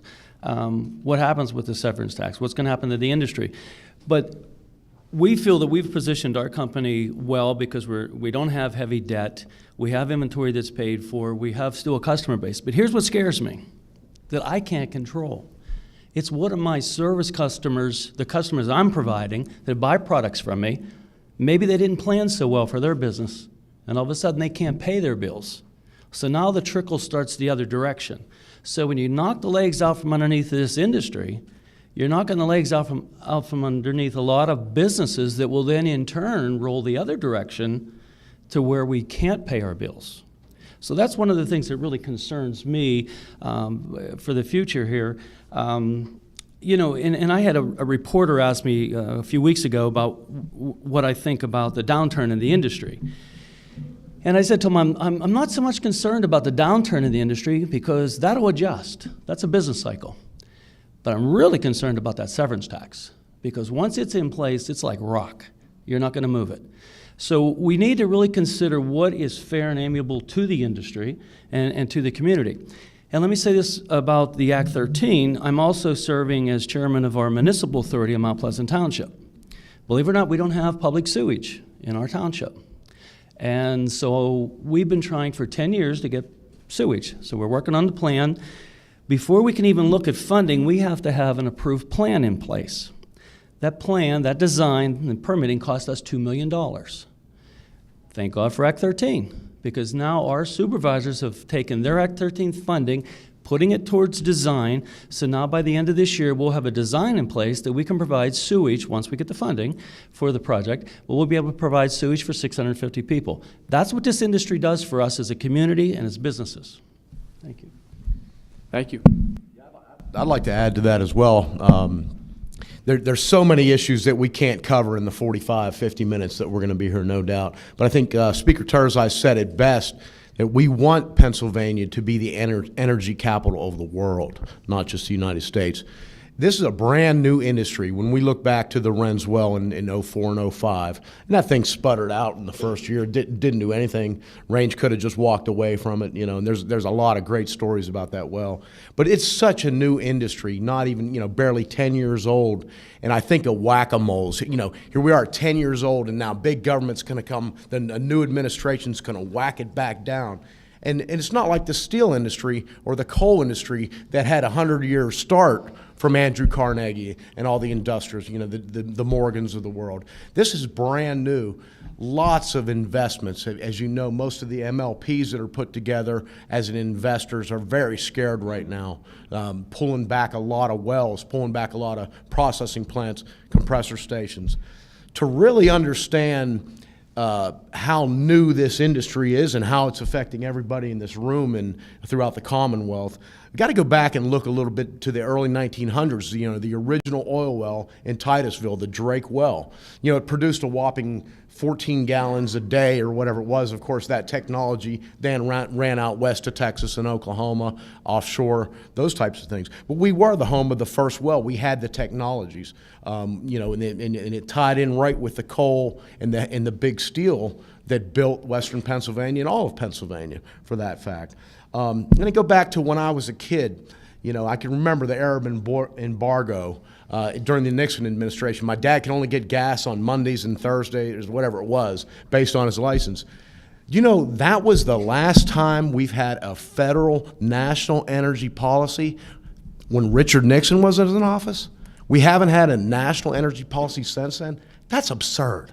That is really absurd. So from the top down, we got this huge chance that we don't have to buy from OPEC and our Middle Eastern enemies. We've got this huge chance. It's a game changer. But still, now we have the Obama administration, whack-a-mole, whack-a-mole. Now we have the new governor, whack-a-mole. We're not even getting started here. 10 years is nothing. A game changer, right? The contraction in the price of oil that started last summer, everybody's happy. I was in Florida over the wintertime, $1.61 a gallon. I haven't paid that since, when I learned to drive, 16. Everybody's happy. We're not happy because we know that's bringing down the price of natural gas. That was heavy. So, I think we really have to look back at the young history of this business and what we do and what this administration does. And it's just not the extraction tax. If I hear about Pennsylvania students can't afford paper and pencils, it's this emotional plea to everybody that our schools are failing. The schools aren't failing. It's the pension system that is failing, that has failed us for many administrations, okay? And now all of a sudden we're going to fix that with an extraction tax. As Paul mentioned before, that you sit on boards, 60% go to the local communities that are affected by the heavy trucks, the pavement breaking, everything else that goes in the infrastructure. What's going to happen to those townships that can't buy the new fire trucks, that can't pave the roads? All of these different things. So when I look at the new budget that comes out, that just came out a few weeks ago, it's just not the extraction tax. It's the movement of money around. I read about the property taxes are gonna go down.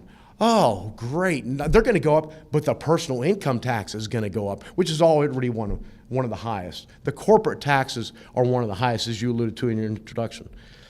Let's think about this industry. It's in the 10 years is nothing. We're in our infancy. Let's do the right thing. As legislators, I ask you to please take the lead on that.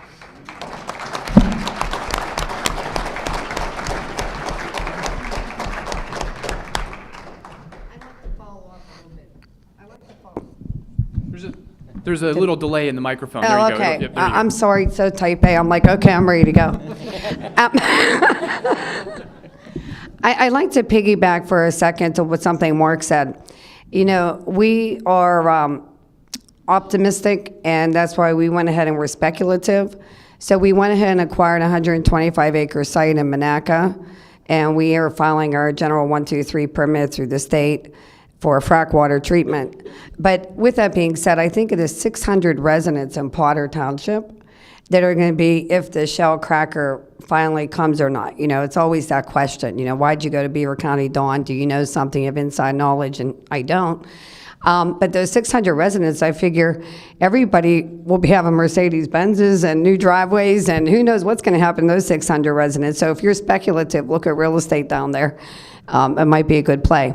Weavertown has 200 employees. I mentioned that in my opening remarks, but maybe people didn't catch 200 employees. We have multiple families, and it's not just about your employee that you're responsible for, it's their families. So we like to say we're not just employing 200 people, we're employing 500 people with their kids, and maybe they have an in-law or outlaw living with them. So these are all things you have to think about as an employee owner moving forward and how to invest in the region. But we're bullish on Pennsylvania. Our Williamsport office is doing well, and that was all out of the Marcellus base. I never thought we would be in Williamsport. There wasn't much there. And their infrastructure is still lagging behind. But, it's an area that seems to be slowing down, pulling back a little bit. So. Thank you, and I appreciate, and it's going back to those last two sets of comments, there were some references to whack-a-mole and taxes. I think it is important to put to put it into perspective that that Pennsylvania's impact fee that's already in place, that has been absorbed and has been adjusted to, and our industry continues moving forward. Last year, that impact fee brought in $60 million more into Pennsylvania communities than what West Virginia's severance tax brought into their state. And so the idea of trying to advance a proposal that would then shift that money out of our communities into Harrisburg and may or may not even actually generate an increase in revenue, but instead just might just be a more cumbersome, less effective way of doing it, just seems to be an unreasonable way of putting uncertainty onto the industry and onto the growth that you guys have seen. So I think it's important to put that into perspective. I wanted to share a small kind of funny story from my own district and put this into a question for Mr.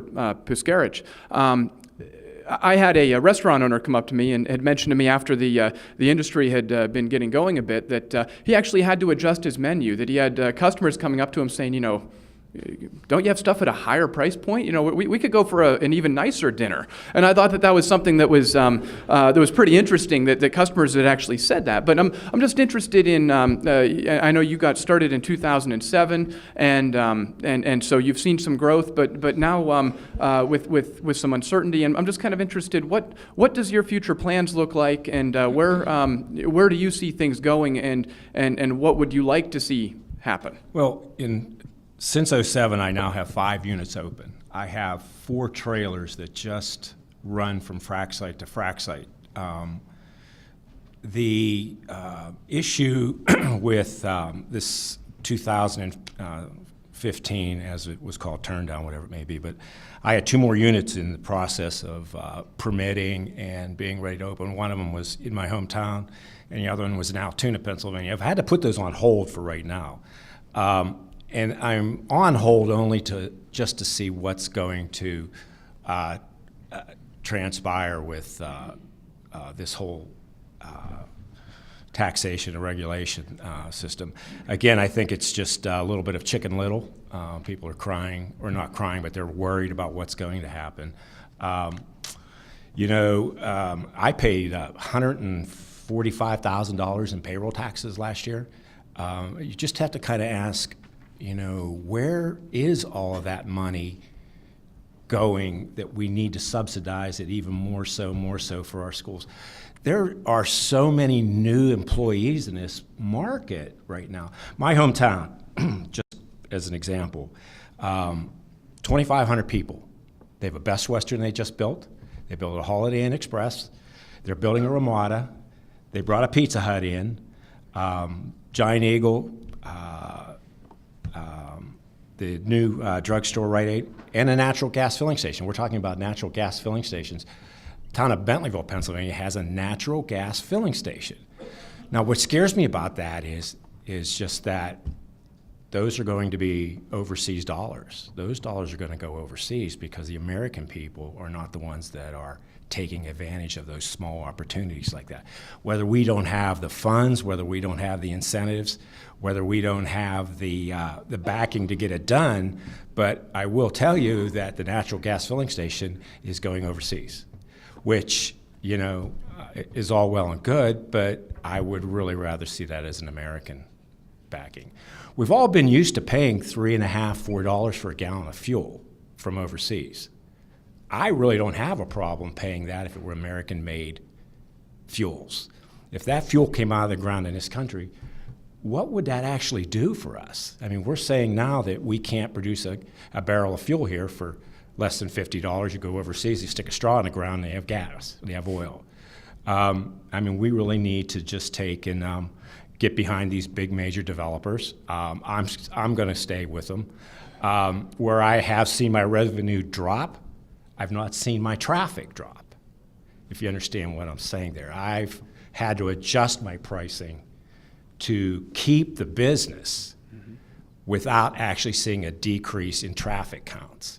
Now that goes a long way for what my concept is, but it also goes a long way with the devotion that all these people that I work for have for me.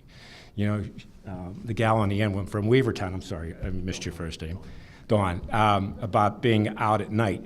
My crews go out 11 o'clock at night till 1 in the morning. And that was all winter long. Then they go back out 11 o'clock in the morning till 1 in the afternoon. And when you talk about having to deal with it out there, but we have never had an issue with any of these workers. These folks are princes out there in this gas and oil business. They are so polite.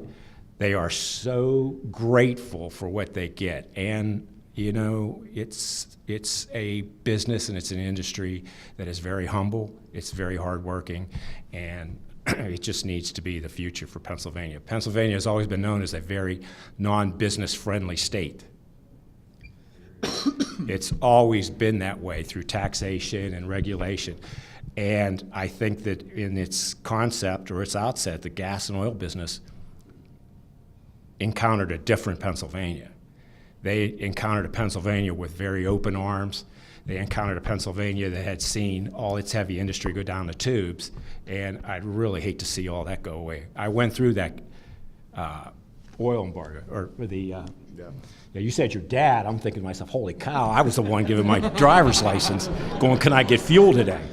Yes, I do remember that. Sure. So we just need to, I mean, we need to get behind it. We need to stay behind it is what I want to say. So, thank you. Thank you. I want to make sure we leave a little bit of time for some questions from our legislators on the panel. I know Representative Saccone, you've got the first question. Thank you very much. Thank you for your testimony up there. You already started answering this question, but I want to kind of take it to the next level. Tell me specifically, what do you think the governor's proposed tax policies will do to the industry, and specific examples of how this uncertainty will affect the future investment? And that's so critical. That investment is what drives the jobs and the future economy, especially when he has rhetoric like these one industry in particular is not paying its fair share. I'd like to hear your comment on that. And go ahead. I'm sorry.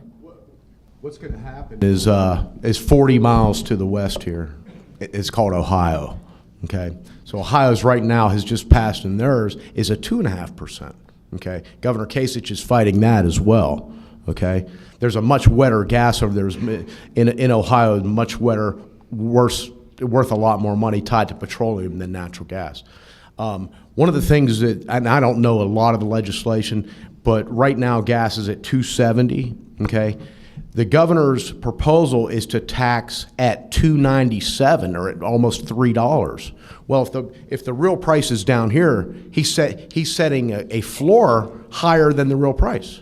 That's insanity. Okay, it's just taking advantage of our ingenuity, basically. I just want to touch on the price of gas. I was educated yesterday by Mr. Carl Carlson.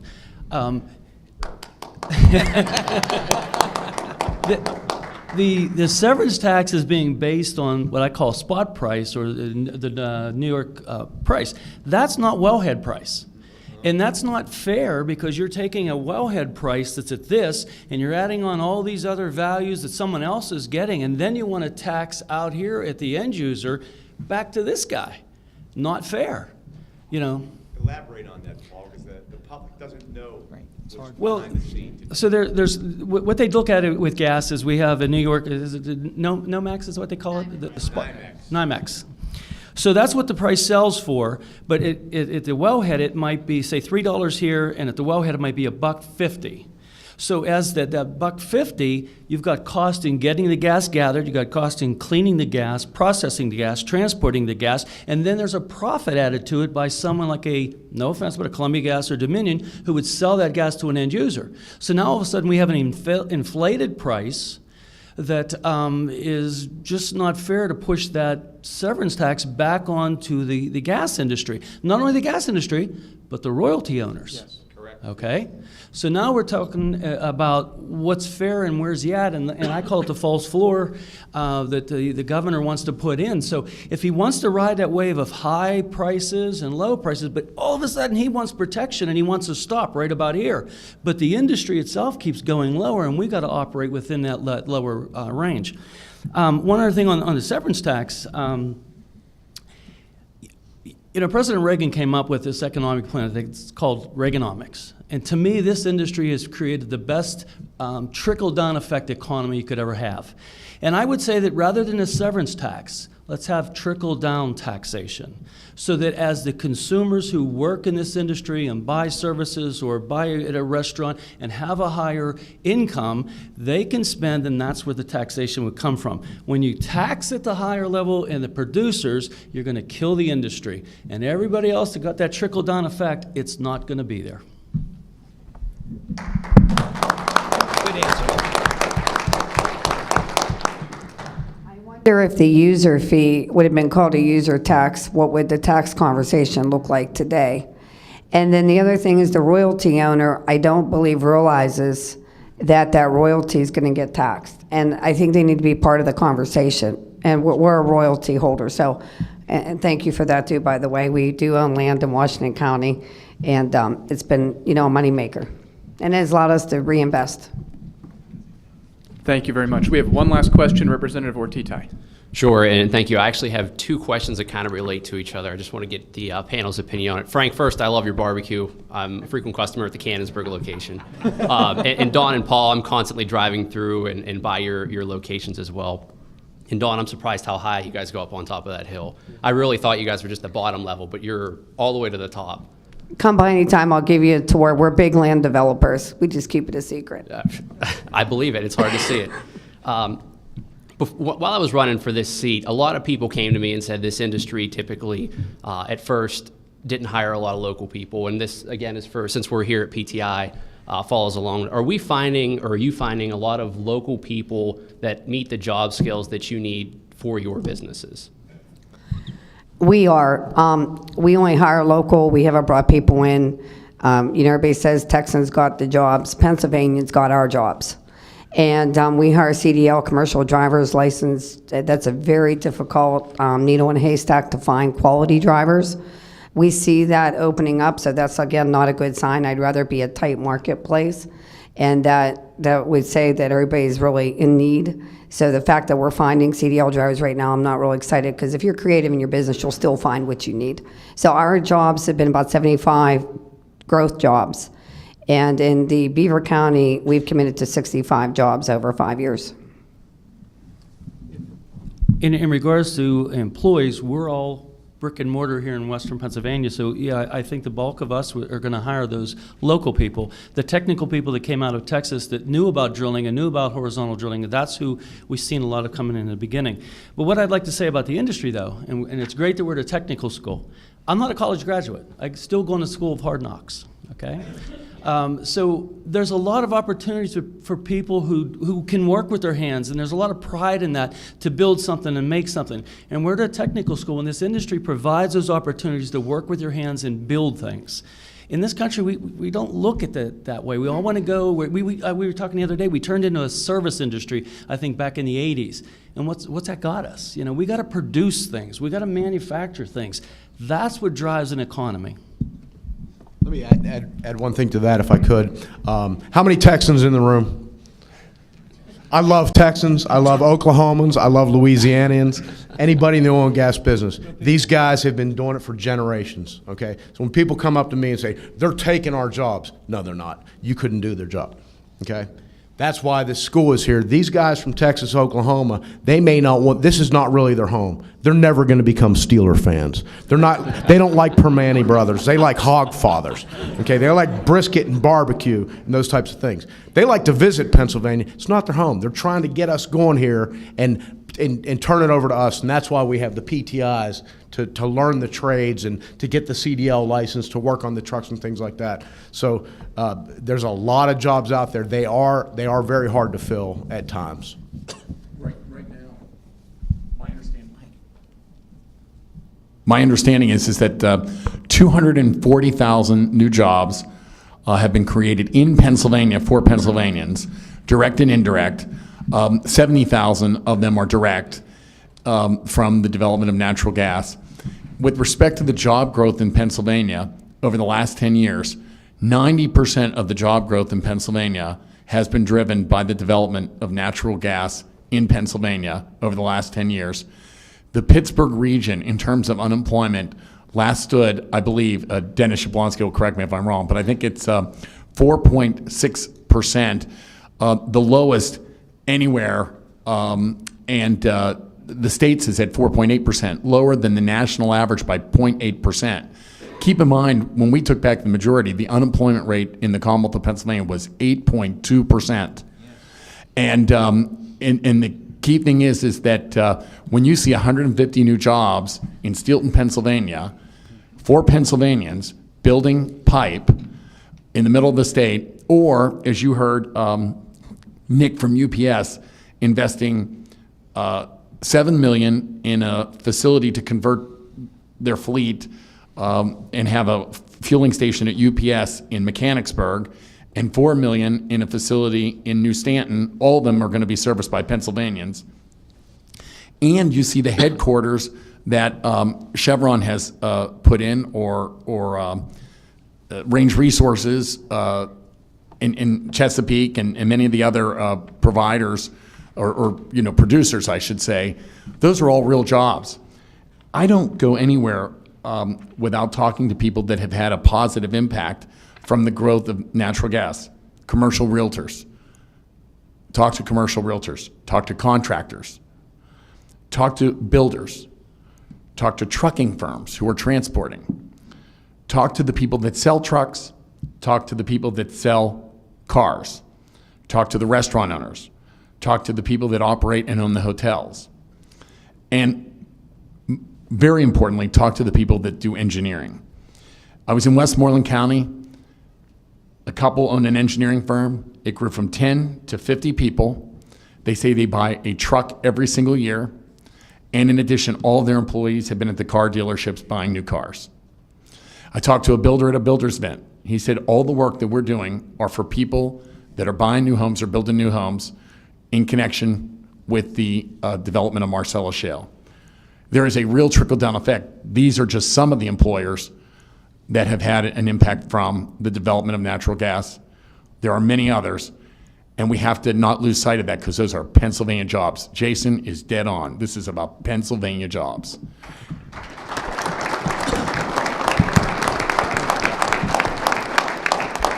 I want to thank the panel very much. Dawn has asked if she could make kind of a final comment to wrap up the panel. So, Dawn, I'll recognize you, and then we'll have Representative Christiana come up to facilitate the third panel.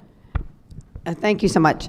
To the capital investment, $3.5 million of a small family, 200 employee company, that's hard cash the last 2 years. So that's $7 million. So to put it in perspective in our business. So the other thing I want to close with real quick, as we leave here today, wherever you live, when a permit's being filed with the DEP to put a compressor station in, or another manufacturing facility, keep that in mind, because if we all say no, we don't want it in our backyard, then where are you going to go with it? Where do the jobs go? Where do the smokestacks come? So that would be my closing thought. Thank you very much. Let's hear it for the panel, and turn it back over to this.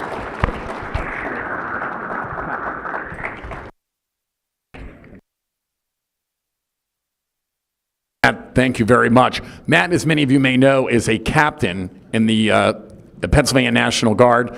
Matt, thank you for your service there, too, in addition to being one of our colleagues. Thank you, Mr. Speaker. Thank you. I'm going to turn it over to Representative Jim Christiana. This is really an exciting panel, the development of the petrochemical and manufacturing sectors in our Commonwealth. And Jim, if you don't mind, please step up. I also want to call attention, because I think he's a guest here today. It's a good friend, David Berensfeld. David, over at Elwood Group Steel, how many people do you employ, if you might tell me?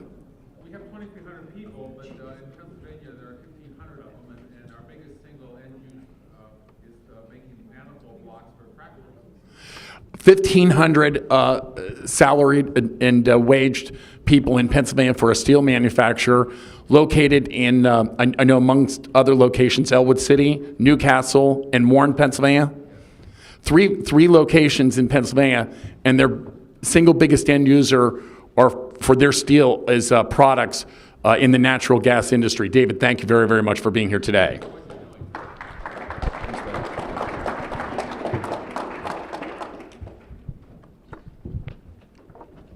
Good morning. Thank you all for being here and taking some time out of your schedules to enlighten us and tell us your stories and to educate those that ultimately have a huge responsibility. I don't think any of the legislators up here take our responsibility lightly. We understand the decisions we make have significant consequences, and we're very thankful that you're taking time to be here for the speaker's event. Probably part of the reason Mike asked me to do this panel, the petrochemical and manufacturing part of it, is because in March a few years ago, I hit the political Powerball. Shell, the Royal Dutch Shell, decided to choose Beaver County as its preferred location for the first petrochemical plant built in the Appalachia region. A lot of politicians in Beaver County would like to take credit for that. None of us should take credit for a company that makes has $421 billion a year in annual revenue. They're headquartered in South Holland. To think that their board of directors chose Beaver County because of anything the politicians did, I think is short-sighted on their part. However, we can all take some credit in what we were ultimately able to pass under Tom Corbett's leadership. Shell was not shy about the fact that we were in competition with Ohio and West Virginia. And to be competitive, we had to put a proposal together, not just to incentivize them, but to incentivize the petrochemical industry and any cracker plant that would locate here in Pennsylvania. And so it was actually as many bad stories about the interactions in the split in politics in Harrisburg. Republican versus Democrat, red versus blue, conservative versus liberal, union versus business. To pass that bill was really, really cool to see, because we had a stage filled in the media center with labor leaders, business leaders, Republicans and Democrats. And then after we left there, we ultimately went and passed this petrochemical tax credit, which I think is something we can all be proud of. Mike was the majority leader at the time, and I think he could tell you what an example that was. And in the name of job creation and manufacturing, we really can do the right thing in Harrisburg. And so with that, I would also like to say that the 15th District doesn't just include Beaver County anymore. It includes Washington County, a significant part of Washington County, specifically the western border, which has been where a lot of Washington County's production has occurred. So it's really cool to represent an area that is bookended by the production side, and then ultimately, in the northern side, one of the biggest users, hopefully, in the near future. I would like to turn it over to the panel for a brief introduction. I would like to start, David Yablonsky, if you could maybe introduce yourself. Dennis, if you could talk about the petrochemical industry in general and what it has done in other regions of the country, and then specifically how it relates to manufacturing. Because I think Western Pennsylvania, Dennis, we think of manufacturing in the old traditional sense, but there is a new wave of manufacturing that would come with a petrochemical plant. Well, one of the interesting things about this industry is that all the focus is on the rigs and the drilling and the extraction piece, which has generated, as the speaker said, thousands of jobs. But in our opinion, and that's generally referred to as the upstream, The midstream part of the business, the infrastructure, which is underdeveloped and still in its infancy here, is even bigger, in my opinion, job-wise and economic impact-wise than the upstream. And then the downstream, the use of gas in petrochemical facilities, as you heard, in vehicles, for electricity, for heat, is even bigger than those other two. I'll give you one example. A single petrochemical ethane cracker, like the one that the representative referred to, would generate 10,000 construction jobs at its peak year during a 5-year construction cycle, and would generate over 4,400 jobs that would support that facility. And that one facility would add $4.9 billion to southwestern Pennsylvania's regional economy. Our regional economy is $130 billion. That's just shy of 4% increase in our regional economy as a result of one of these projects. And that doesn't even include the customers of ethylene which would be produced from this. So the significance of this cannot be understated. And just to follow up, can you talk about the customer piece of that, the inevitable cluster that we hear from other parts of the country? Yeah, we've been working on identifying who all would be potential customers. There's a number of customers already in the region, which is part of why there are 3 crackers under consideration here. It's not only because the gas is here, but they know that there's a customer base within easy reach. But we believe it can be expanded, and so there are literally dozens of other downstream so-called derivative uses of ethylene and other products that come out of those crackers. And we have the opportunity not only to enhance the existing plastics and petrochemical industry that exists in this region, but to bring many more new companies from other parts of America and internationally in as well. So I haven't even counted that impact in our statistics, but it's there to be had once we get the first cracker committed and moving. And Dr., I hope I get it right. Give me a shot. Give me a shot. Dr. Kathadraman, can you talk about how your company ended up in Pennsylvania, where you're located in Pennsylvania, and how this the petrochemical industry and natural gas industries could affect your company? Sure. So let me just start off by talking a little about Braskem. So Braskem is the largest producer of thermoplastic resins in the Americas. We have, 36 industrial plants in the U.S., in Brazil, in Germany, and we make over 35 billion pounds of resins and petrochemicals every year. So Braskem America is a subsidiary of Braskem SA, which is based in Brazil. We are headquartered in Philadelphia, and we have 5 polypropylene plants located in Pennsylvania, West Virginia, and Texas. And we have our Innovation and Technology Center actually right here in Pittsburgh. So we have a pretty big Pennsylvania presence. How we came to be incorporated in Pennsylvania is through the acquisition of some Sunoco and Dow assets, a few years ago. But now we're deeply rooted in this state, and we have a lot of interest in what's going on. And to talk to your question about natural gas and the impact on petrochemicals, let me just start off by talking about how natural gas is such a relevant input into manufacturing and petrochemicals. So the first is it's a really key energy input into manufacturing industries. Most of these manufacturing industries are very energy intensive, and natural gas is a key input. And this growth in this natural gas production that we've seen in Pennsylvania and in the US, it really stabilizes the supply of natural gas and reduces the gas prices. And this helps to increase the competitiveness of these industries as compared to the rest of the world, right? A recent study by the Boston Consulting Group, for instance, estimated that by 2015, natural gas would account for only 2% of U.S. manufacturing costs, as compared to 5 to 8% in Japan and other European manufacturing economies. So that's a significant advantage that we gain by having this abundant supply of natural gas. The other way that it's helpful is not only is it an energy input, natural gas also provides many of the raw materials that actually go into petrochemical products and other products. So when you have natural gas, you also produce natural gas liquids like ethane and propane, which are then converted in petrochemical complexes to things like ethylene and propylene, which then are used in polyethylene and polypropylene, which are then used in a lot of compounds that we see in everyday life. And these range from automobile components, construction parts, industrial machinery, food and product packaging. So a lot of things that we touch in everyday life are made from polyethylene, polypropylene, other polymers.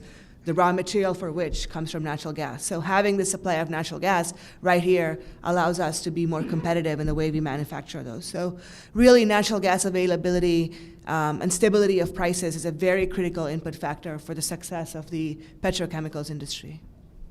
And I think your point really hits on, while we are very thankful for the production jobs that we have in Pennsylvania, and we want to see those continue to grow and we don't want to jeopardize those, the real economic boom is when we land companies like yours and we land your customers and we make those products not in the Gulf Coast and then ultimately ship them back up here. Right. These companies are going to figure it out, that the population in the Northeast is up here. The gas is in the Northeast. There's no sense in shipping it down to the Gulf Coast and shipping it back, so they're either going to be in Pennsylvania, West Virginia, or Ohio.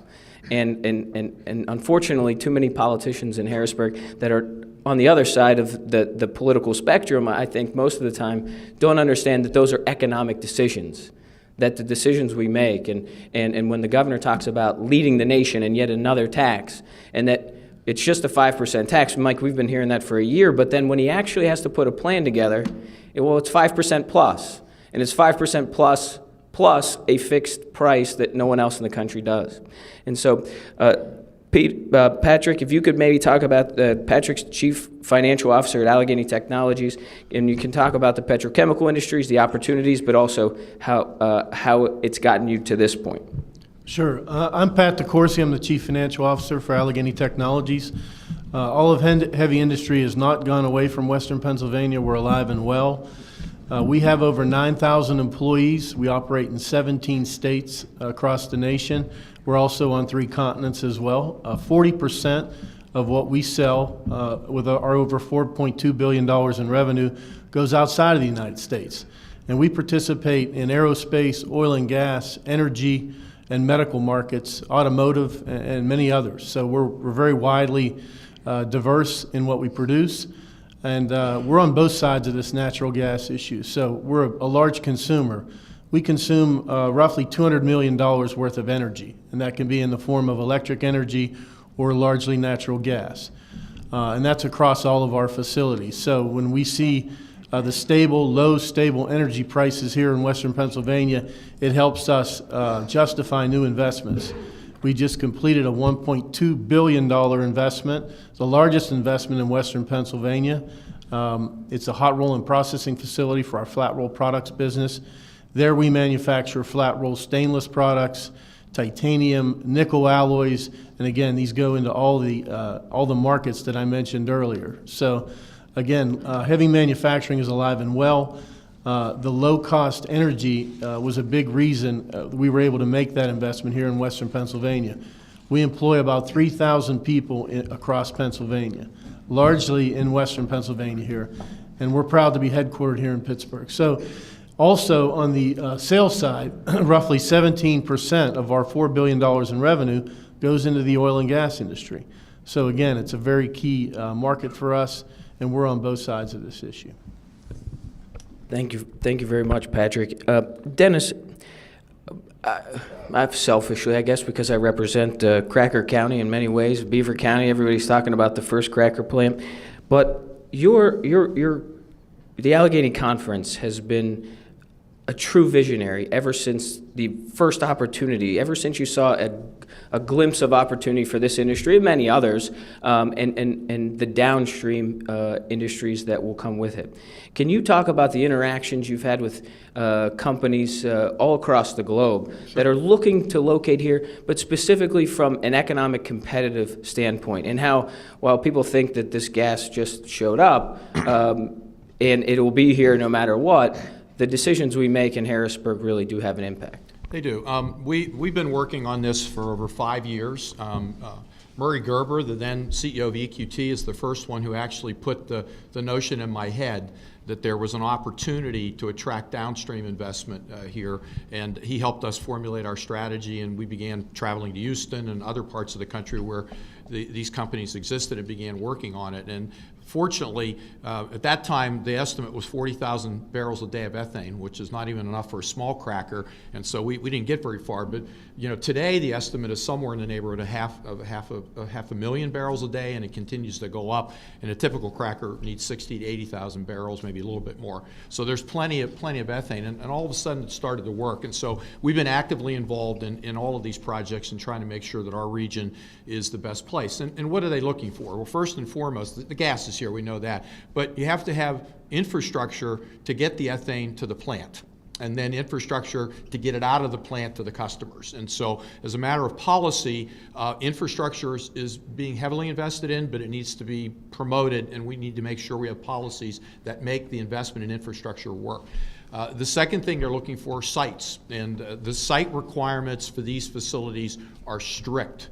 300 plus acres, dual rail, barge helps, separation from residential and other, they're very strict requirements, and there aren't very many of them, and they typically require some additional work. So support to help make sure that the infrastructure is in place to build these plants is important.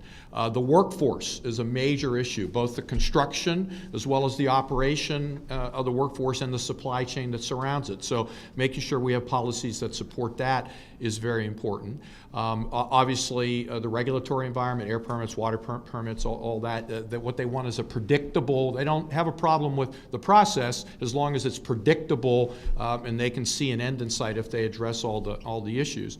And then finally, the tax policy is very important as well, and that's all taken into consideration. So all of those issues are important. And can I add one other thing? I know I've taken a long time, but one of the things I want to emphasize with our elected officials in particular, our team did a very interesting analysis over the last month. They went back 15 years and they looked at the total tax revenue that the state has brought in over the last 15 years and matched it against our gross domestic product. And it was incredibly the same over the last 15 years. As the GDP went up, tax revenues went up. As the GDP went down, tax revenues went down. It didn't even matter when you introduced new taxes like the gaming tax and so forth. Businesses and individuals seem to adjust their buying preferences when there's new taxes. Here, they spend less there. So the moral of that story, from my perspective, is we need to focus on policies that will promote more economic activity and more economic output. That will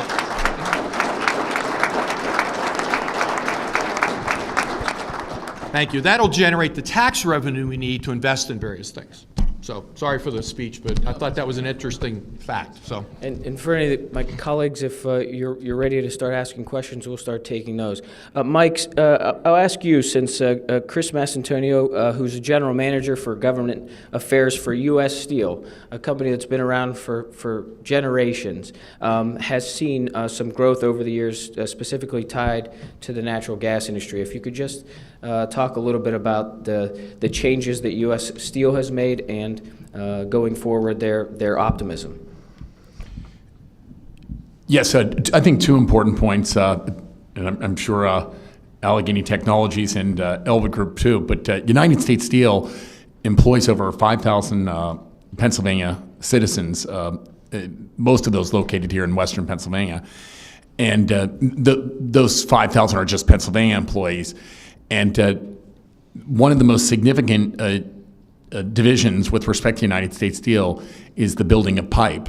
They are, I think, the largest pipe manufacturer with respect to the natural gas industry, and that is clearly a downstream effect of supplying the natural gas industry. In addition, its manufacturing facilities, similar to the other manufacturers, natural gas is oftentimes they are significant users of natural gas with respect to their manufacturing facilities. The other key information, I think, for United States Steel, an iconic company, that it's been here for over 100 years, and they recently announced that they're going to establish new headquarters in downtown Pittsburgh. They are located in downtown Pittsburgh now, but they're going to put a new headquarters in the location where the Civic Arena used to be, and I think that's important for Pittsburgh's reputation and our region's reputation as being a home of outstanding corporate headquarters. So Jim, thanks for giving me the opportunity to give that information to our crowd today. My pleasure. Representative Mustio. Thank you. My question is to David, a.k.a. Dennis Yablonsky. The governor's $8 billion tax increase and shift program that he's introduced, I guess I'd like you to comment on that as it relates to your last comments regarding economic development. And then also like you to address the Marcellus proposal that he's offered, and if by chance there happens to be some sort of Marcellus extraction tax passed, would it be better to have it concentrated on a reinvestment in the industry, specifically the items that the first panel talked about? Well, regarding the severance tax, we've taken a close look at this and done some analysis, and comments were made earlier about the pricing floor and some of the details, and the devil is in the details in this particular proposal. We believe it would be, by a factor of 2, the largest severance tax in the country. We believe that coupled with the current price of oil, that it would have a retarding effect on investment and on jobs, and we think that needs to be rethought. Thank you. Representative Gibbons. Hi. My question primarily is focused towards Patrick and Pat. Both a downstream user and an upstream supplier to the drilling industry, what are the benefits and also the negatives you're seeing of the low oil price or low gas prices that we're experiencing right now? I mean, gas, coming out at least out of the Marcellus is down to times $1.50, and times in the past couple of years even down under $1. My assumption would be that as a user, it's probably good to see lower price, but as a supplier, are you seeing decline in the sales to the industry, and how is that impacting your company as the rigs are moving out of this area, and in some cases even moving out of our country?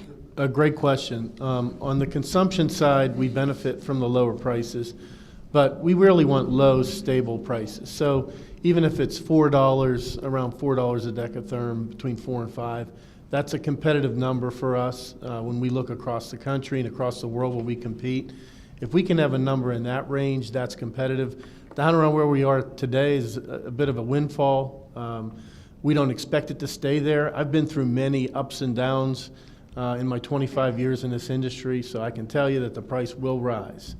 They will adjust supply. The demand will go up as GDP grows better, not just in the U.S., but in Europe and in other economies. So I would think the price will rise, but we'd still, with the Marcellus development, the Utica development, we think there's long-term, low-cost, stable energy on the natural gas side. And there'll be switches as well from coal to natural gas, but this will fuel a nice, stable business for us on the consumption side. On the other side, we are seeing some lower demand, especially in the downhole space. When you look at, we do a lot of offshore development as well. Offshore is still going forward because they have 25 and 30-year horizons for those projects. So they think long-term like a lot of us do in business.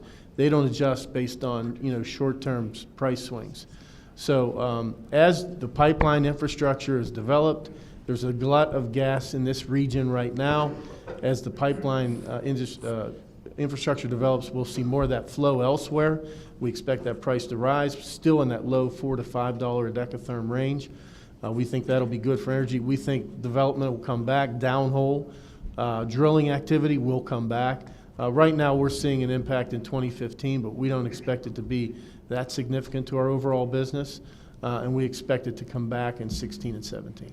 That's great to hear. And I know all of the folks who are working for the drilling companies in the audience are glad of your optimism that the price will be coming up. I know there's some real concern that I know there's been statements coming out of OPEC and some of the Mideast countries that their number one goal is to kill off the American drilling industry, and hopefully, that's not going to happen. But and I'm glad to see it's not affecting your company too heavily.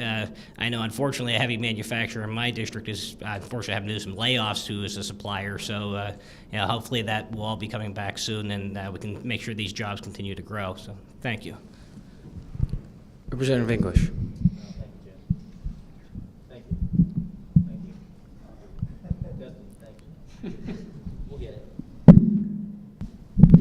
Let's start with the question. There we go.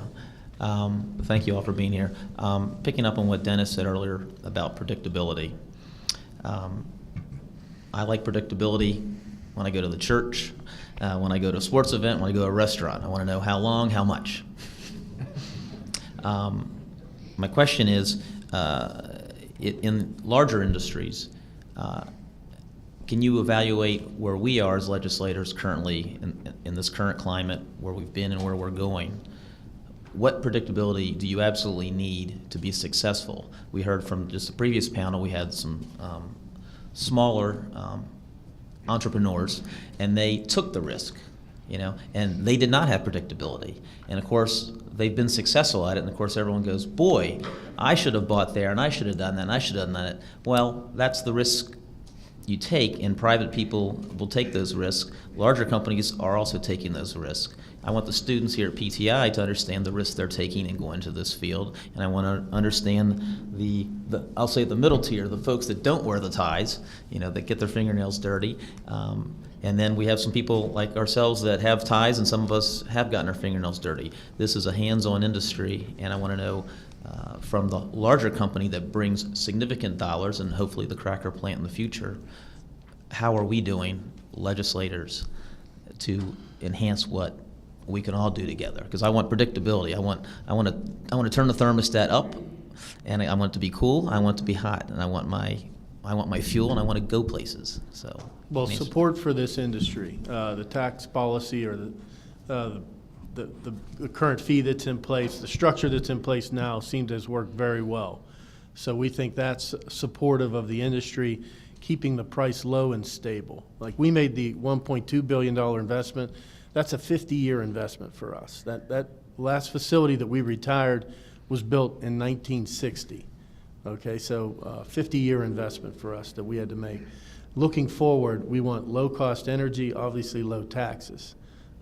We do have some issues on the corporate tax side. That, as the speaker mentioned earlier, we do have a high corporate tax rate here in in Pennsylvania. But we do have some reasonable low-cost energy at this point, and that's, for us, the most important looking forward. It's our fourth largest cost.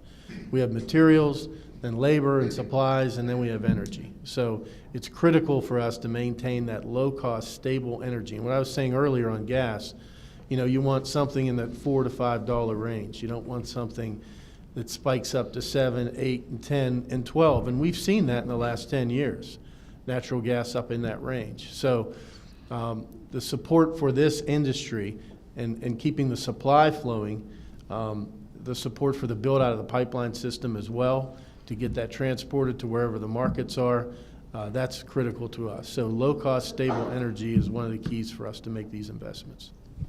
Yeah, I definitely. They'll turn it on Okay, automatically. I definitely agree with that. I think when you think about these large investments, sometimes they're in the multi-billion-dollar range, right? And predictability is a good thing when you're making those kind of investments. But in the petrochemical space, we inherently have unpredictability because we're linked to global oil prices, which, as we've seen, can fluctuate a lot. But at least on the raw material side, having a stable supply of low-cost energy, low-cost raw materials, that helps a lot. Having the infrastructure in place helps a lot.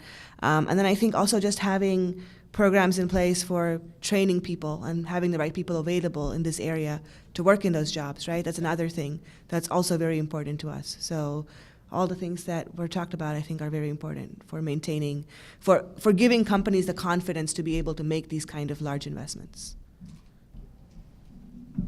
I'd like to ask a follow-up question to a few of you, and to David, if you could prepare. But first, I just want to say, I don't know if many people have heard recently that the governor's severance tax proposal we all thought was going to be used for the $1 billion of education, right? That's what we've been hearing for a year. But in these budget hearings over the last couple of weeks, we found out that that's not necessarily the case.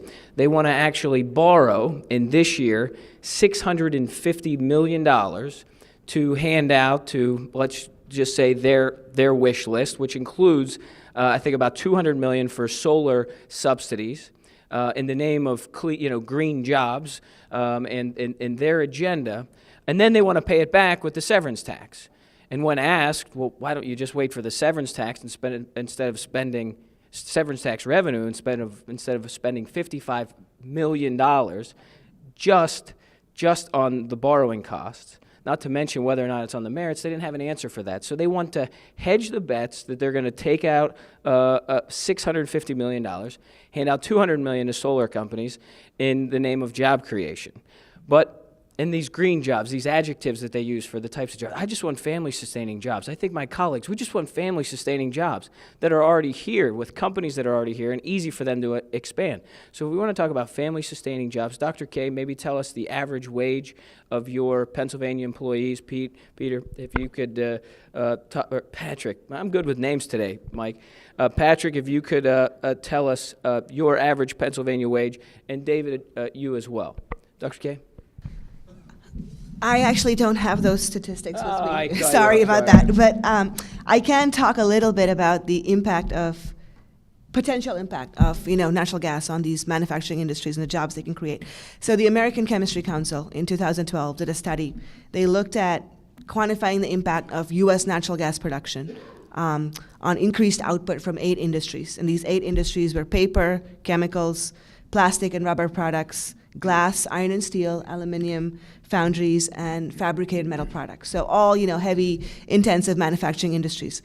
And they said, we could easily add 200,000 high-paying jobs, manufacturing jobs in these sectors, generate an additional 980,000 jobs in the supply chain and elsewhere in the economy through indirect and payroll-induced effects, and then another 1.1 million jobs in construction, capital goods manufacturing in these industries. So, the total, if you add that up, it's over 2.2 million jobs. So the impact is very, very significant. So being able to harness this resource that we have, not just in the upstream, the production, but also in the downstream, it'll have a significant impact on the economy. Patrick? Yes, our average hourly employee with wages and benefits makes over $100,000 per year. The average base wage would be in the mid-20s dollars per hour. So very well compensated, highly skilled people, and that's the total wage package. David? Our people take home on their W-2 cash about $16,000 a year, and then they have benefits, medical benefits, and retirement benefits on top of that. So they're not quite up to the API level. Well, I think clearly that's where our focus should be in Harrisburg. The one thing that, Mike, we have heard time and time again from the downstream companies and the manufacturing is that it will not come to fruition without a robust production side of the equation. That they need predictability, I think was mentioned, and one of the biggest components are feedstock is feedstock in a robust production end. Can you talk about the producers in Western Pennsylvania and in your perspective? I do think, Jim, that today we have done it's been an outstanding groups of panels to hear about how we can grow the usage of natural gas and how that can have a positive impact. But I think Jim makes an outstanding point about you have to have the producers to be able to develop the downstream. And that goes from the large producers to small. Just take by way of example, Consol Energy, which also produces clean coal, and that's important as well. But look at Consol, the number of folks that they employ in Pennsylvania. Gary, how many folks does Consol Energy employ in Pennsylvania? In the thousands. It's in the thousands. Yeah, and their impact not only on wages and salaries, but just their investment in the community. Look at the Consol Center in downtown Pittsburgh. How important that is to the region. other producers, and I know I'm not going to remember everybody, but significant footprint here in Pennsylvania, EQT, Chevron, Range Resources, Chesapeake. And in fact, when one of our panelists, Mark, listed his client base, I was amazed at just how significant or how broad that client base is. And we understand that it's important to have the production here in Western Pennsylvania to be able to develop the vision that Dennis Yablonsky and the Allegheny Conference and Dave Spiegelmauer and the Marcellus Shale Coalition, to develop that vision. We understand the importance of being able to continue to produce natural gas here in Pennsylvania. Jim, any closing remarks? No, but I'll give the last question to Representative Gobler. Thank you very much, and I really do appreciate the panel and the discussion. I wanted to maybe take an opportunity to kind of close the loop. We've talked about petrochemical. We've talked a bit about manufacturing, kind of directly related to gas. The speaker had made the reference to the jobs in Steelton, so on and so forth. What a lot of people don't recognize, or maybe might not know, is that Elk County is a manufacturing hub as well. We're the birthplace of the powder metal and carbon industries. Now, these aren't industries that necessarily would be directly servicing gas, but I was wondering, Mr. Yablonsky, I'll dispense with first names and won't step on any holes there. But if maybe you could talk a little bit about your understanding of what this industry or what this development might mean to manufacturers that maybe aren't directly supplying the gas, but might be using energy and that sort of thing. That what that has meant to the economy for people beyond the direct industry. Yeah, that's a great question. I mean, there are a lot of manufacturing businesses where energy is a significant portion of their cost. Particularly metals and materials manufacturing, energy can be as much as 30% of the cost of production. And so if you have a 3-to-1 advantage versus European gas prices and a 5-to-1 advantage versus Asian gas prices, all of a sudden you're talking about reducing your overall cost maybe by 10%. And that all goes right to the bottom line. So it becomes a singular factor that could influence companies to establish manufacturing operations here with our low price gas, once again assuming we have enough for them and we have the pipelines and the infrastructure to get them to them. We're already seeing, I can't mention names, we already have companies in our pipeline that we are working with who are looking at major manufacturing operations. These are foreign companies, major operations in Pennsylvania for the sole reason of being able to get access to inexpensive gas. Thank you. Thank you. How about a hand for our panel? Thank you. Panel, thank you for taking some time to be up here. Before I mess up the speaker's first name, I'm going to turn it over to him.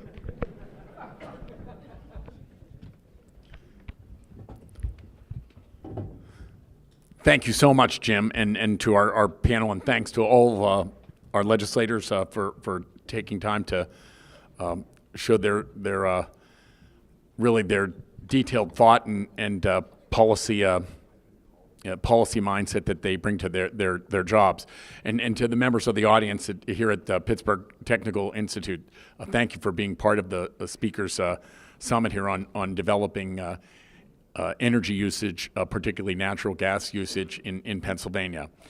I would just like to have a few closing remarks, but the key thing is I want to start off by thanking some of my staff members again, who I thought did just an outstanding job in coordinating this with our panelists and with the Technology Institute.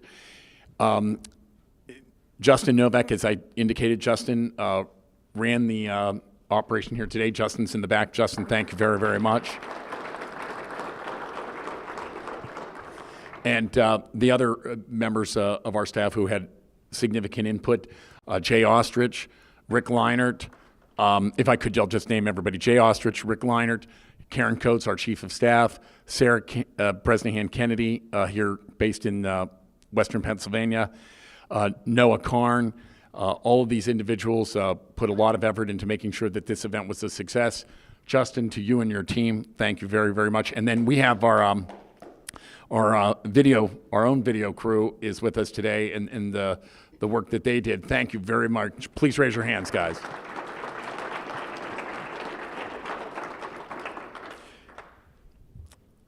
The opportunity for the students here and for the employers, it exists due to the abundance of domestic energy and largely in the form of Pennsylvania's Marcellus shale gas. We can see that this natural resource is changing the landscape of Pennsylvania already today. We've heard a lot of, I think, important information for making sure that we have a positive policy going forward. I think that's really crucial.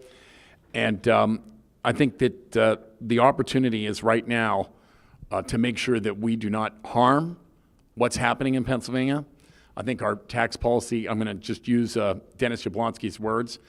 The governor put out his proposal, but I do think that a conclusion that we have reached is that it needs to be rethought, both on the regulatory side and on the tax side. We want to put forth an energy policy that, in fact, drives demand, drives usage, creates family-sustaining jobs. And I think we are poised to do that. And on behalf of my colleagues, I want to thank everybody for giving us the opportunity. This is the first in a number of speakers' roundtables that we hope to have on this particular issue. And please enjoy the rest of your weekend. Thank you.